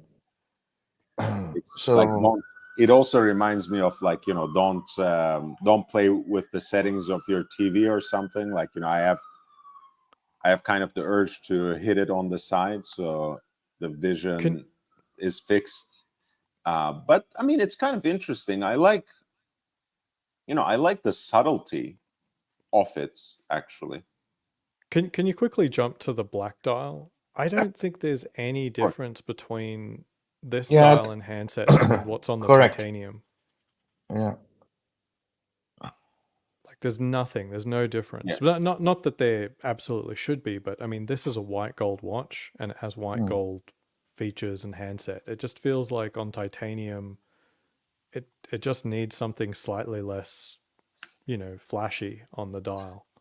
I think that's also why they introduced titanium on the bracelet, right? We were talking Right, about how helps. Rolex generally tries to distinguish not only the lines from each other, but distinct products within each line.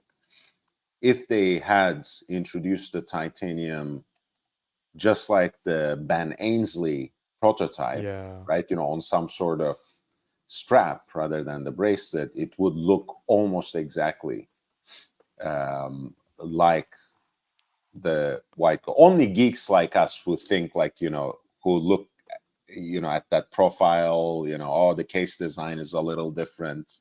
But at first glance, to most people, that they would be indistinguishable. So titanium came with the bracelets. White gold is only available on Oyster Flakes. I think that's the main way of telling the two apart. Check this out. Check out the Ben Ainsley titanium. Mhm. There's the pictures show something relatively different for the dial and handset, the indices and handset. And I can't. Well, it doesn't have a date, if you remember. Yeah, That's true too. They went the no date. That was biggest very part. cool too. If you think about like kind of another like catnip trick that they've got is they've got the white gold that's such stunning piece in Oyster Flex, and they don't offer that in 40 mil, right? They reserve only the rose Right. gold for it. And so when we look at these new and modern stuff, they keep it just far enough away where if you want to get into, optimum size, that you're paying the kind of the premium for it. So Rolex magazine, I posted a link in private chat. They do have better close-ups of the face, I think. And That's supposed to be the Ainsley? Yeah. Okay, let's see that.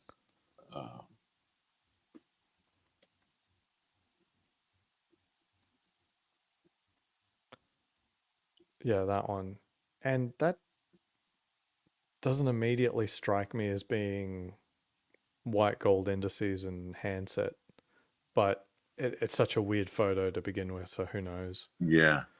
It does, like, corresponding also to the in-action shots, the finishing on the case seems to match, and it's much more crude in a way, Mhm. and much more gunmetal kind of feel, Yes. rather than the more luxurious ultimate product of the so-called RLX titanium. Yeah, it doesn't look like there's any polished surfaces on Ainsley's one.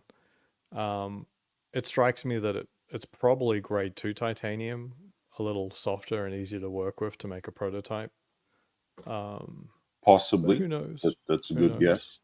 And if we think about like one of your Instagram posts, the Rolex CEO for what, over 20 years, Patrick Heinegger, was famously wore this watch with the stones as the markers, right? So he had like the red, I think it was the red gem set, but this was Uh-oh. kind of his project. And if you think about what has been released since he was CEO, I mean, this was kind of like the last like big line that's been released. Like they come out with some other iterations, some new colors and configurations maybe, but that was the last release.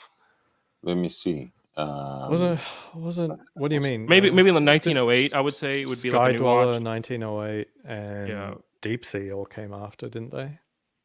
Yeah. Yeah, perhaps you're right. But at the time, if you think about it, I mean, it was one of the ones that moved. Oh, there was my watch. Yeah. When did I cover Heinegger's Yachtmaster? But No, I that's want Ainsley's watch. yeah. That was not exactly his. Ah, Professor, come on. Stop this PR cleaning up bullshit. That's not the No, that was not his. What's the story behind that? It wasn't owned by him. It was gifted. Uh-huh. So did they take this back? No. Okay. Well, after the auction. Yeah.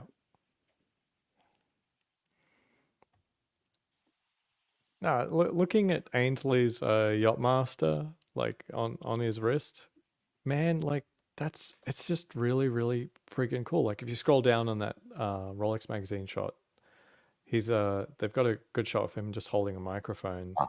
Oh, okay. Yeah, a little lower. This or later? A little lower. Yeah, that one there. And then I think the next shot as well. The next shot's a little bit clearer. Yeah, that's it. This looks completely different to what they released. Mhm. I don't know. Honestly, I'm as not far sure. as watch geeks go. That looks like DLC, maybe.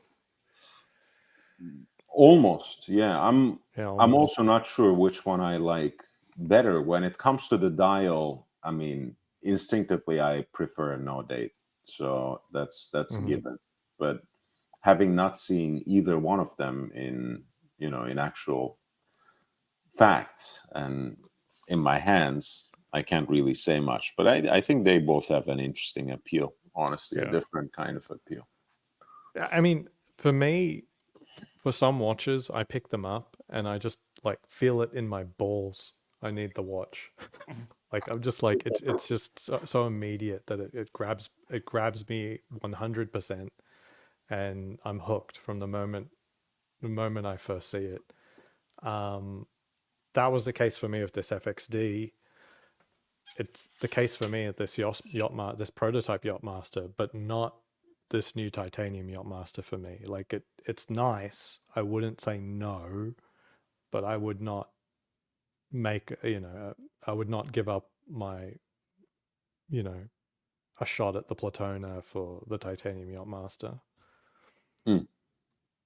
That's fair enough. I mean, it doesn't move the needle that much. It's a cool piece though, and it's nice to see the branching out to new materials.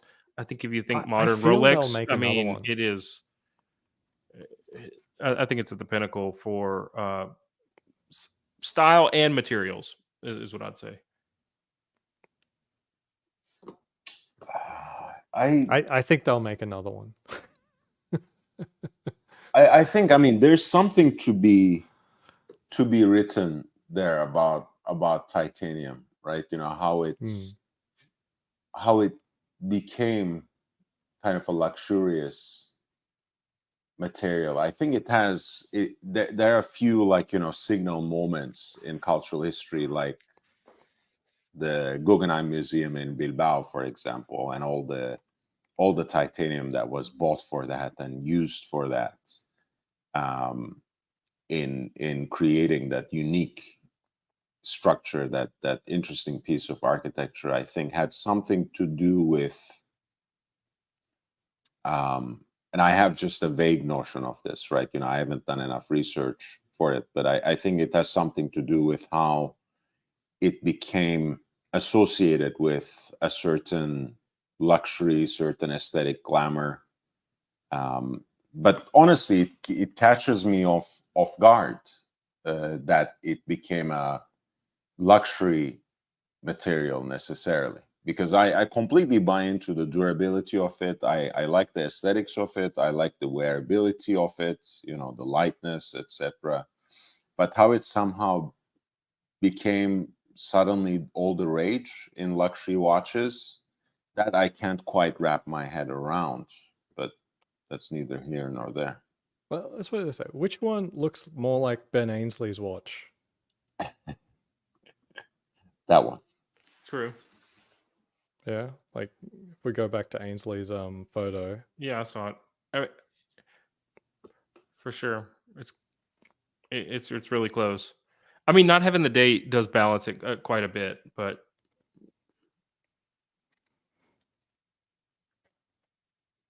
yeah. Wouldn't kick it out of bed, but yeah. So there's like a. So I gotta admit, I turned down the 40 mil this week at retail. Which one? The Yeah. Everose? The rhodium, because I wanted to try and still get the titanium. Okay. Well, the rhodium would help if you bought that. Oh no. If you I think mean, about that I movement love that the they've rhodium. had I in love that that in that watch. 40 mil, they've had that movement in there for quite a long time. I mean, it's been like what, at least 10 No, years. didn't they upgrade it? Isn't it a 12? Because I know they updated the Everose in like 2019 or 2020 or something. No, 2018 or 2019. They updated the Everose. Because those are like tutus, and they have the, you know, the crown in the middle of Swiss made. But I mean, the 31 series is a good movement.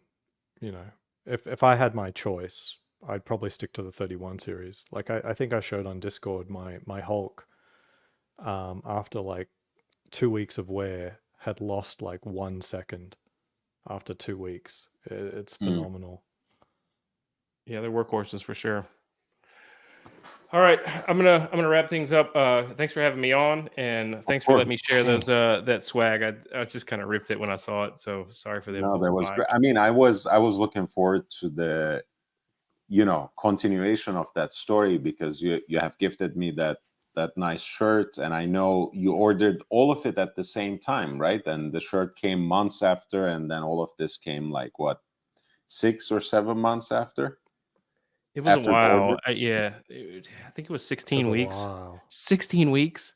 They make you wait for the T-shirt for 16 weeks. Just think if you ask for a nice watch. Wow. Yeah. But Professor, you share my hate for, you know, today's AP for sure. So Take care, gentlemen. Thank you. Thank you. thank you. Hey, look at that. I got the Cheetos, yellow band, got the sun-kissed mango. Amazing. It's by the way, Memovox was saying, is this where I bring the Blancpain 50 Fathoms as the superior watch to the table? And I had admitted in the chat that I'd take a 50 Fathoms over a Yachtmaster as well. Oh, wow. And he says, I own the Barracuda, a keeper for sure, although a bit shiny for a diver's watch. The new 42 millimeter in titanium looks very tempting. A lot of what they released for the 70th anniversary was really appealing, and usually it's the limited versions when it comes to Blancpain that are more interesting, and that kind of ruins the whole thing for me, right? I just don't like how Swatch manages, those two big legacy brands under their umbrella, and I mean Breguet and Blancpain. It's like either they let them kind of languish in practical obscurity, or like whatever interesting things that the collectors ask for, they always release it as a limited edition. And that like people have asked for ages, like can we have a 50 fathoms that's not 45 millimeters, that's 42, maybe 40, whatever. And they always played around with it, and it took so much time for them to really get on board with the idea that it should exist in that way, which, as it happens, 42 is more true to the original conception of the watch, at any rate. So anyhow, Professor, hey Sabnelli. No, let's talk it's Switzerland. not. But I was talking in my mind about the 9K gold version. That's my absolute Hello? favorite new releases, and that is limited. But you're right, Memovox. But it took them so long to finally come up with a not limited version of the 42. Sorry, go ahead. There's a Switzerland discussion, I think. Yeah. Hmm. Yeah. I'd Go ahead. love to go to Switzerland. I'd love to go to Switzerland. Let's plan for a and catch up. Geneva meeting. Yes. Yeah, it's not much of a problem for me, actually. I've got enough leave, and during the week is easier than the weekend, but the weekend will work as well. Yeah, I'd love to. I can't wait to get some good bread. Good bread. Yeah, I mean, What do the it's Swiss just, know about bread? oh, come on. They know about cheese. It's got to be fine, and it's got to be fine over there in Geneva, right? I mean, Better in Zurich than was where fine. you are. Yes, in Yeah, the desert. for sure. Okay. Yes, for sure. It was better than the bread in London as well. Indeed. Yes. British people don't know about bread. Oz, you lived in Zurich, right? Yeah. 1 year. 1 year. I'm guessing. I mean, again, I haven't ever shopped for bread in Geneva, and that might be my own cultural prejudice, but I've always liked the way Germans do the baked stuff, including bread, to the way that the French do. I know this is an extremely unpopular opinion. Well, I mean, isn't it In fact, the Germans are more for bread, while the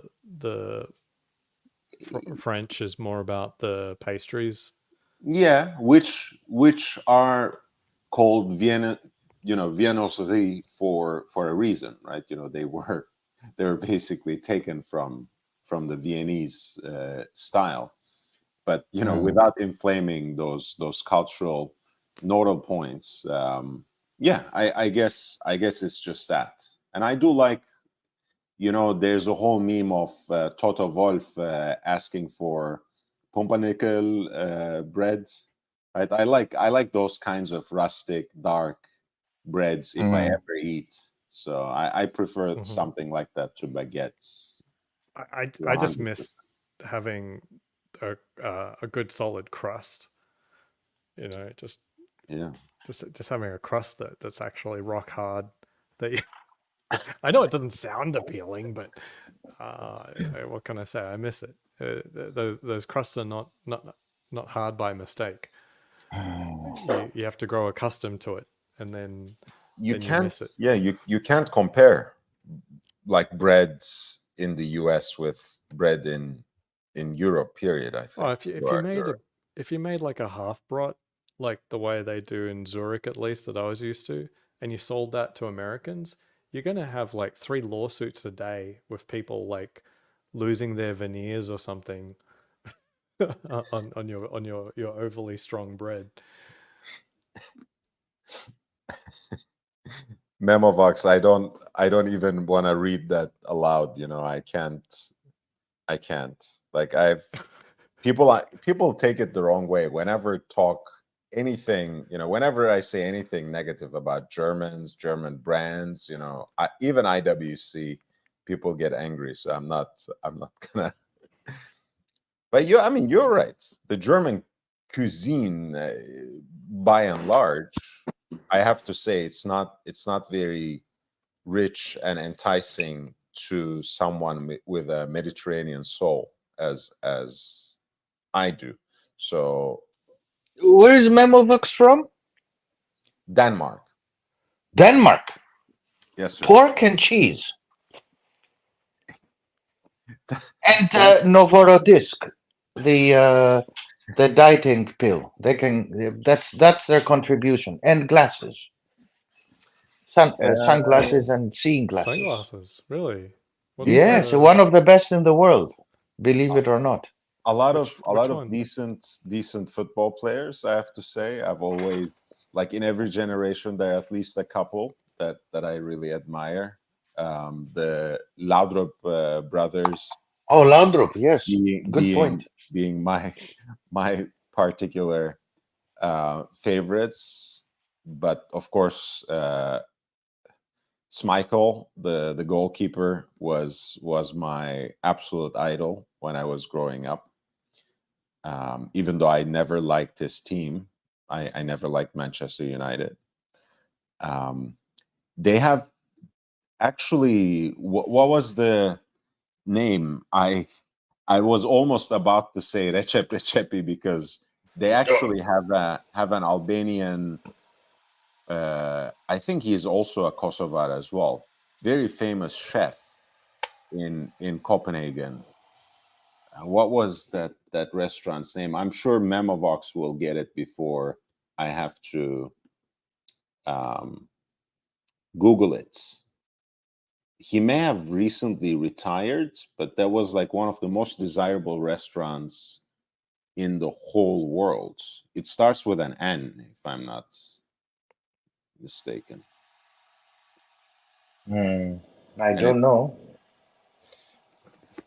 I can tell you about the glasses because I have the same glasses. Lindberghs.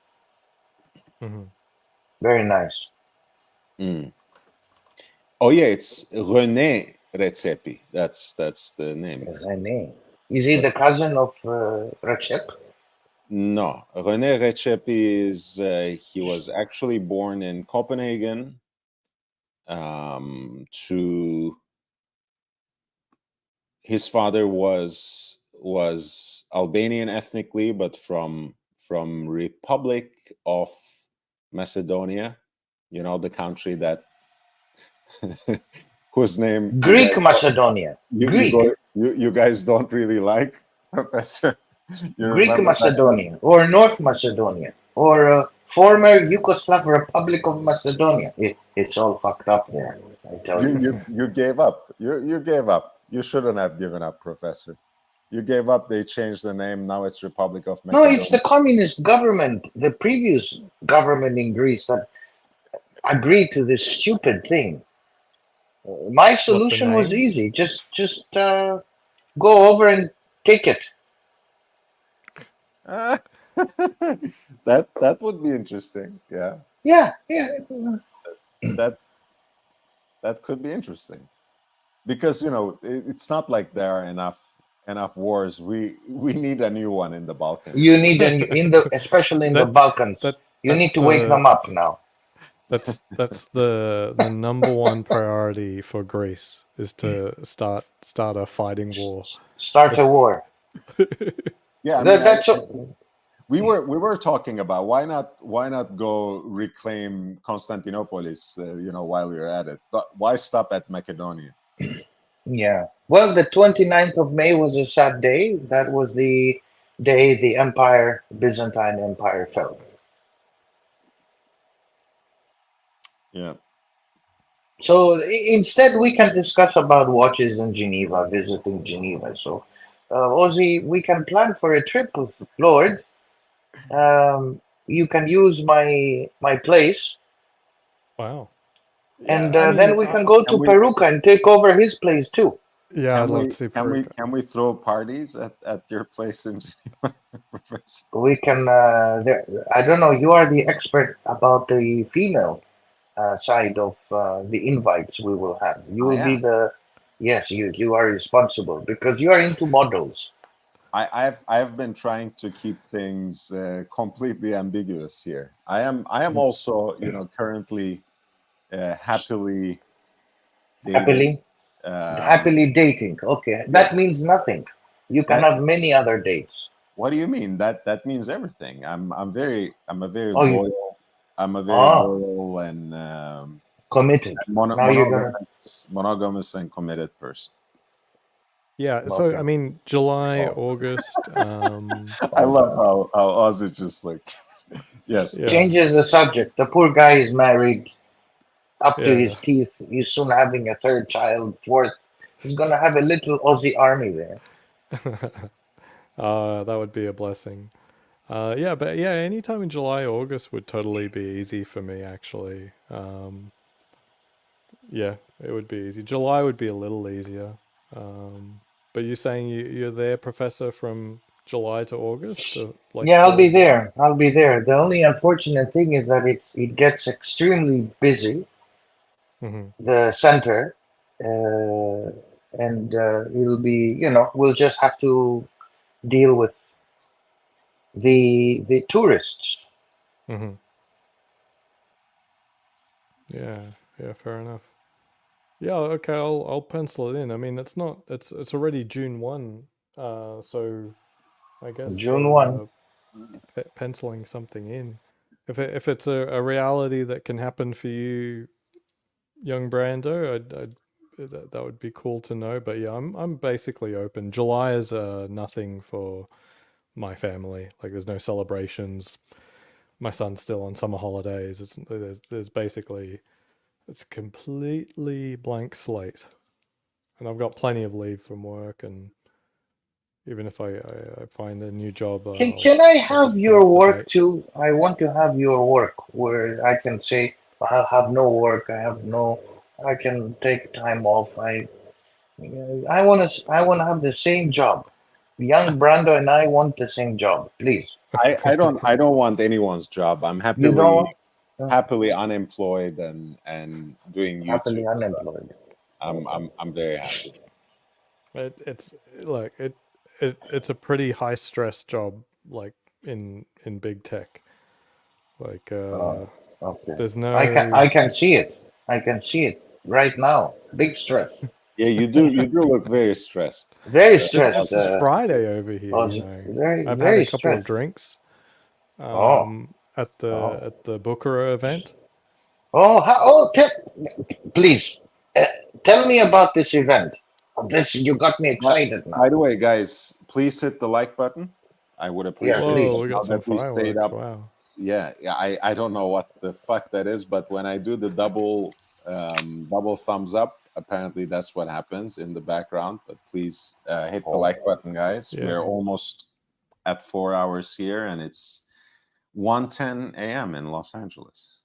So yeah, so there's a jewelry convention that's here in Las Vegas this week, and it also means that the upper executives for Bucharest have come into town, and they were hosting an event at Bucharest. So my wife and I attended, and it was nice. They had really good quality hors d'oeuvres, and we're very friendly with everyone there at the store. So we had a good time, and we also have a friend couple that came. They're also clients, but yeah, we just had a lovely evening. I met the USA CEO for Booker and the head of jewelry for Booker in USA as well. So she was there. So and regional manager for West Coast and all the other people who are normally floating around the store. So yeah, it was a fun evening. I got to see that titanium yacht master. Yeah, and the regional manager. Yeah, we got along. I mean, he's a real watch guy. He's been with them for like 16 years, and he's got a few watches, and yeah, he's a real watch guy. He was really nice. And what did they promise you? Nothing. Uh-huh. Okay. Nothing. I mean, yeah, it's not. Nothing. I don't expect anything from an event to like. They'll never promise anything. At no point will they ever promise like this will happen or something like that. Like in all the watches I've ever gotten, at no point did my SA say you're getting that watch. Except for maybe the Explorer 2. Explorer 2 was a little bit more like the Explorer 2, very firm commitment. However, it was the longest I waited for a watch. It's like from the beginning, it was like, oh yeah, Funny that's no enough. problem. I'll get that for you. Yeah, funny And enough. it's like it took the longest by far. Like, yeah, it was ridiculous. So yeah, I don't know, Professor. It's we had fun. My wife had fun. She had like 4 drinks. Hey, that was in Vegas, having a total of 6 drinks on the strip. That's like $60. No. No. Okay. No, wait, 6 drinks. No, sorry, it's like $20 a drink. So I it's I like was gonna say $120. it's $60 per drink Yeah, what or was I something. saying? Yeah. I was gonna say, But you've given them so much money. I mean, they can give you back 600,000 drinks. They can. They You can. know. They need By to the way, host what every have they Friday told night. you? What have they told you about the Platona? Because now it's beginning to be personal. This issue. I Right. want you to get this watch, so we need to make sure you get it. So what have they told you now? They said if I got another watch and a piece of jewelry, then that would be enough. And that is what I did. And so now I'm waiting. oh, you did actually get a piece from the Bukhara jewelry collection? Yeah, about 2 months ago. Very Just nice. a ring. Nothing crazy. It's pretty, limping in almost, but it's a nice piece for my wife, and Okay. she, you know, She something for actually Mother's liked it, Day. huh? She liked it. She wasn't that enthused at first. Oh, But God. look, the issue is that you never really know what you're getting. Like you go to like a jewelry store that's as well set up as that place is, you don't really know if the diamonds are any good. You know what I mean? But Mm. yeah, suffice to say, the Messica jewelry, their diamonds are incredible. Like I would say, I don't know how to put it. Does it make sense? They seem better than the Van Cleef and Arpels ring that I bought my wife the year before. And I thought those were incredible. The Messica stuff actually is really good. I'm not saying that up front, as in like I thought I was buying garbage, but it was the best garbage I could find. At least my wife could find. And when we finally got it home, it's like actually it's brilliant. It looks really, really good. So that is what it is. So I'm as far as I know, Professor, I'm waiting, but I'm never in people's faces about like where's my Platona, what's next, and blah blah blah blah blah. I've done my part. If they do their part, that is what it is. How much money did you spend now in the latest charade of please make love to me? I'm your Sure, yeah, I won't sugarcoat it. So the yeah. ring was 2,800 after tax, Okay, and the Tudor watch for my wife was just under 4,000. 4,000, 7,000. Yeah, Okay. but the watch was always on the cards. My wife always like she doesn't have a beater basically. Like Oh, beautiful. we were always switching between either a Cartier Santos or maybe a Tudor, and the Tudor one. It also so Okay. happens the Tudor is cheaper, but So the Black the Bay whole thing 36 was is a really for nice watch. $7,000. I mean, that was the whole thing. This is what they wanted. 7,000 additional dollars to get your Platona. Tell me where That they live. I'll send my cousin Vinny. Just here on the strip, Caesar's Palace. Yeah. So Okay. so I mean, yeah, both I of mean, them, and right? they've been pretty consistent actually. I mean, They have. more than a year ago, they said that that combination is what they needed to see to make the platinum happen. But I was skeptical because I hadn't got them in yet. As far as I know, they hadn't sold one yet. So how do they know, you know, which client's going to get it and stuff like that? As you implied, there would be a completely new process because of just how much more rare they would be in this new generation. So they've been pretty consistent about exactly what Mm. is needed to come next. And So a once jewelry they piece start, and a watch, but it doesn't make any sense because you're still there. I mean, 7,000 doesn't make a big difference. Anyway, these are the shenanigans they go through. These idiots. well, yeah, I don't pretend to know. I mean, basically, what I guesstimate from it is that my account is big enough to be in the right range, but it just helps a client to have jewelry on their account. And they've always said that. Even my previous SA, who got me everything I ever wanted and asked for, and I never bought any jewelry from her, said, to get this piece, like something like that, like it would make my job way easier if you had some jewelry on your account. Way easier. Okay. You can read into that what you will, but as I said Yeah. many times, I really trust her. She's not been my SA for almost a year and a half now. She left, right? Yeah, I still talk to her, and like she's coming to my birthday dinner in a few weeks. Like we still connect and hang out. Like she did right by me, and I think that's from a real human connection, not just I Yeah. bought some bullshit. Like she doesn't care about the bullshit. Like she was pretty fed up. That's why she left. Okay. And I know I'm not saying the bullshit about waitlist stuff, like that's just part of the game. That's part of the job. But just, she didn't want to be selling watches to men anymore, basically. Yeah. We're all too precious.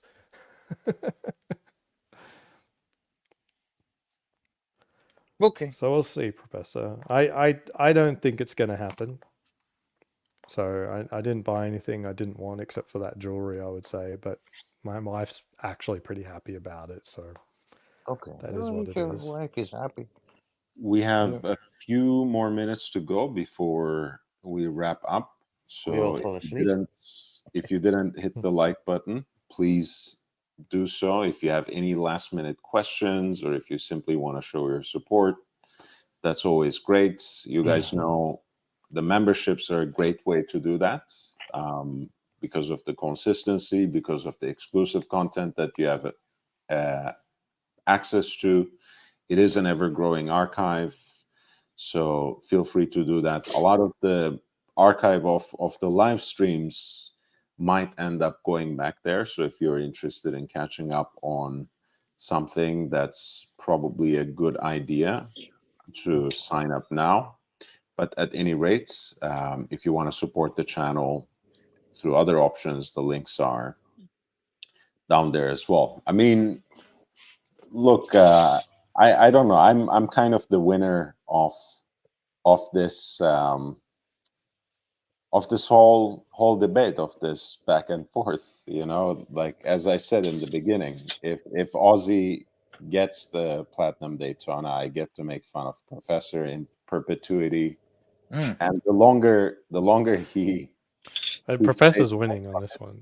yeah, but yeah, the longer he stays away from it, the longer you can't get it, and they make you, sucker you into like buying more pieces of jewelry.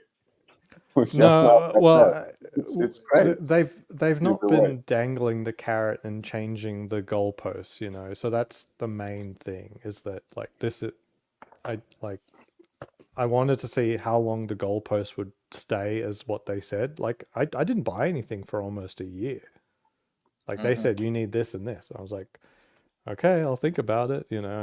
And my wife doesn't really like much of the jewelry, so I don't know what we're going to do here. But it was only, you know, a couple of months ago that, you know, we finally, you know, pulled the trigger, because as best as I can tell, they've probably sold a few platinums at this point, so they kind of should know what the hell they're doing. And Yeah. I know my relationship's a little better with everyone in the store, especially the new people who really matter, like the store director, area director, and the my SA. But you know, that's been rocky too. I mean, the two big headwinds there is, like, my wife told the director that we're moving, and I'm like, why'd you tell her that? We're like, we're not moving. Like, we thought about it, but it's not like we're moving. And then the director thought, like, literally we would be gone like a month later, and she was surprised to see me ever again. Like, it's like, Ooh. oh God, honey, you really fucked me on this one. Mm. And then my SA's had a few health issues that's kept her out of the store for like months at a time. So I'm not even really sure about her condition. And you know, that's Everybody far more seems to be important than, exiting or dying in that place. right. Well, there Oh, was a lot of issues when oh. the store opened, for sure. But since then, you know, the people that they've lost one person that I sort of regret, and that was Giovanni. Giovanni. Yeah, he was this young Giovanni. guy. He was just hilarious. Giovanni, go back home. Giovanni. Yeah. Giovanni. In Las Vegas, there is a Giovanni. When I hear, Okay, I mean, it's late for us, Professor. What's your excuse? my excuse is I'm going to go to the train station to go to London. I have a meeting with serious people, and I'm like a 5-year-old, Giovanni. Actually, that's my name, Giovanni. I couldn't believe it. Yeah, it is. It is. It That's is true. Giovanni. Wow. Surprisingly. Ozzy, you will get your watch. It's a matter of time. Yeah, but I mean, you know, anywhere between now and, you know, what is In the it? next 50 years. Yeah, 2032? yeah. 2032? No, Before you'll the get it. You'll get it. I think you'll get it within the next, 6 before the to 70th before the 70th anniversary no, you'll get it. You'll get it. The thing is, you said it or somebody else said it. They produce fewer watches now from this iteration. I mean, like they do with all of them. And it was during Lord's program, Young Brandos, when I said a year and a half ago that Yeah, the absolutely. GMT line will become more rare. And look at it now. The Pepsi you cannot find. The Batman and the Batgirl you cannot find. Well, you need to Wallahi, wait a little. Pepsi is not okay. Is Pepsi? Pepsi You is want not. more Pepsi? La, La, okay. Pepsi is not okay. Not okay. It's a little bit sick because the bezel is color. They're color Diesel. blind. Diesel. Well, why are you making fun of colorblind people? Don't you know that Aussie is colorblind? I'm color blind as well. What You is know that. it's like why are we such a bunch of freaks among watch people? Can you explain that to me? Like, we are all on the spectrum somewhere. Like, Because it's very simple. I mean, we have our master controller, Ozzy, who sits with an Excel, okay, and discusses his watches. You have professor, economist, genius guy who fucks up every country in the world. And we have a young Brando who is perpetually interested. yeah, I am. So we cannot go worse than this. And then we have His Esteemed Excellency Ali Reza. I don't want to forget him.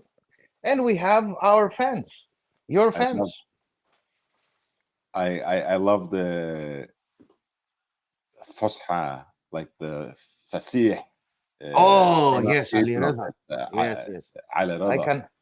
I cannot escape the fact that our Persian friend is in fact an Arab. No, I'm joking. I don't want to get into a regional war now, but no, no. I like him a lot. I like him a lot. He's a very good man, I and he's a genuine man. He's a genuine, and I have actually, okay, this can be our closing story okay, time. I have an Algerian friend who was colleagues with a Persian guy, and for whatever reason, because he's Algerian, you know, because he's supposed to be an Arab and whatever else, this Persian guy assumed that he must also be anti-Persian and, you know, anyway, hold all sorts of prejudices against him. So he starts getting into his business saying, like, you know, it's the Persian Gulf, it's the Persian this, it's the Persian that. And this Persian guy, let's call him Padram, one day comes with a little cardboard sign to the workplace that says Persian cucumbers, and approaches, say, Rada, um, with this sign saying, like, you know, look, look, do you see what it says? It says Persian cucumbers, and it's like in a gathering of some sort. They're having some sort of party, or, you know, maybe it's someone's birthday and whatever. So Rada says him, if you know what they're called, you probably know where to put them as well in front of everyone. And he was certainly not expecting that. So that's a little bit of a regional war there in a work setting. Thankfully, no one was censured or reported to HR, but that was interesting. Memovox says, no worries, good guests and conversation, because I skimped out on discussing the Sotheby stuff, but I will hopefully be back tomorrow, so we'll get back to that. But, you know, guys, I've been away for a while, and honestly, I miss this stuff. Like, you know, I of course miss talking about watches, but I was already getting some stuff out of my system on Instagram. But what I really miss about having a YouTube channel is having this sort of tight-knit community, you know, having a circle of people where we can talk to each other just about anything, yes, on watches, but also about everything else, and just, like, you know, a little bit of banter. You know, that's one of the things. It's very hard to find banter in modern life. You know, it's like two spaces where I can find that. It's the cigar lounge and it's the YouTube live stream. So I'm really happy to have come back to this, you know, Aussie especially, you know, now 2 nights in a row after my long absence and your absence also for a while, you know, on live streams. You weren't as, you know, there because you were so busy, of course. It's good to finally catch up with the professor too. But, you know, we're getting back to the swing of things, and, you know, slowly but surely, I'm sure the watch talk will take over. Maybe not. Maybe I will have more regular guests like this, which I like, because I wanna stream more and more every day, and I want some of that to be just free flowing, like we were having the last 2 nights. So I really appreciate that. And Dr. Bob's Nightmare says, I've noticed a lot of watch enthusiasts seem to be color deficient. Colored deficient. Why are you being racist, man? I'm just kidding. I wonder if there's a genetic correlation. Wouldn't that That's be interesting. interesting? You know, you imagine, like, someone finds out some sort of correlation between being colorblind and, you know, and being a watch enthusiast or a collector of some sort.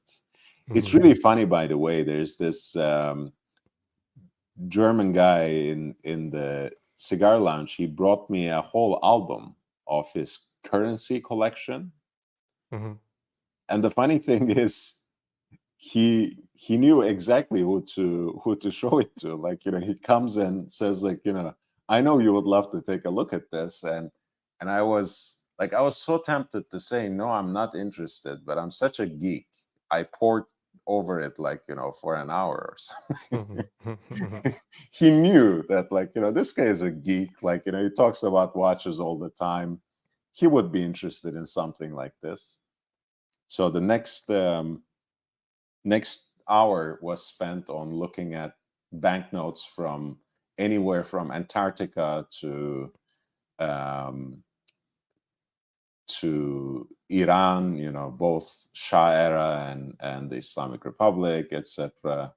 Even some of the more weirder stuff, which I won't even bring about, but there were a lot of interesting banknotes there. Anyway, yeah, we're a strange breed. I wouldn't be surprised if they found out some mutation in our genes that shows up in some research. Any last words, guys? No, glad to talk to you guys and Bless the have Lord. some fun. And Indeed. yeah, get some Cheetos. Some Cheetos, guys. Yeah, they should. Did you hear about my possible invention and patent in the meantime, Oz? I was No. thinking they should find a particular lining for the pockets, where you can just maybe clean your hands and wipe your hands clean, putting your hands in the pockets. Wouldn't that be I think that's $1 billion idea. Like a little towel under there. It has to be something more, more efficient and magical than that. How about you, Professor? Do you have any last words? Any goodbyes? Any particular messages? You don't want to No, I'm celebrate good. Olympiacos winning against who did they beat? Fiorentina. Fiorentina. The Viola. Sì, Yeah, this Giacomo. there Giovanni. was a Giacomo, I think, in their team. No, so yeah, Bonaventura, no? That's one of their players. I Giacomo have no idea. Bonaventura. They always have a Giacomo. Yeah, I'm always, one of my favorites is tracking the international versions of the name Yakov or Jacob, Jacob, Giacomo, Santiago, James. You would be surprised how many different kinds of names are variations of good old Jacob. Anyways, on that note, I'll say goodbye. Take care. Stay safe. Stay healthy. I'll see you in the next one. Wear and enjoy your watches, guys. Bye. Hit the like button on the way out.